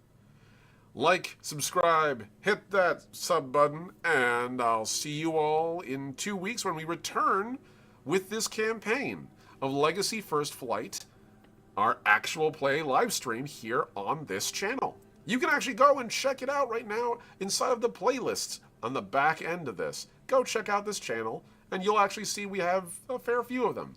I wasn't able to get the whole thing here. Unfortunately, we started the campaign on Twitch, and Twitch deleted the original videos, but pretty much all the modern games are right there. So give it a follow, give it a like, spread the word, and I'll see you out there, Voyagers. Peace.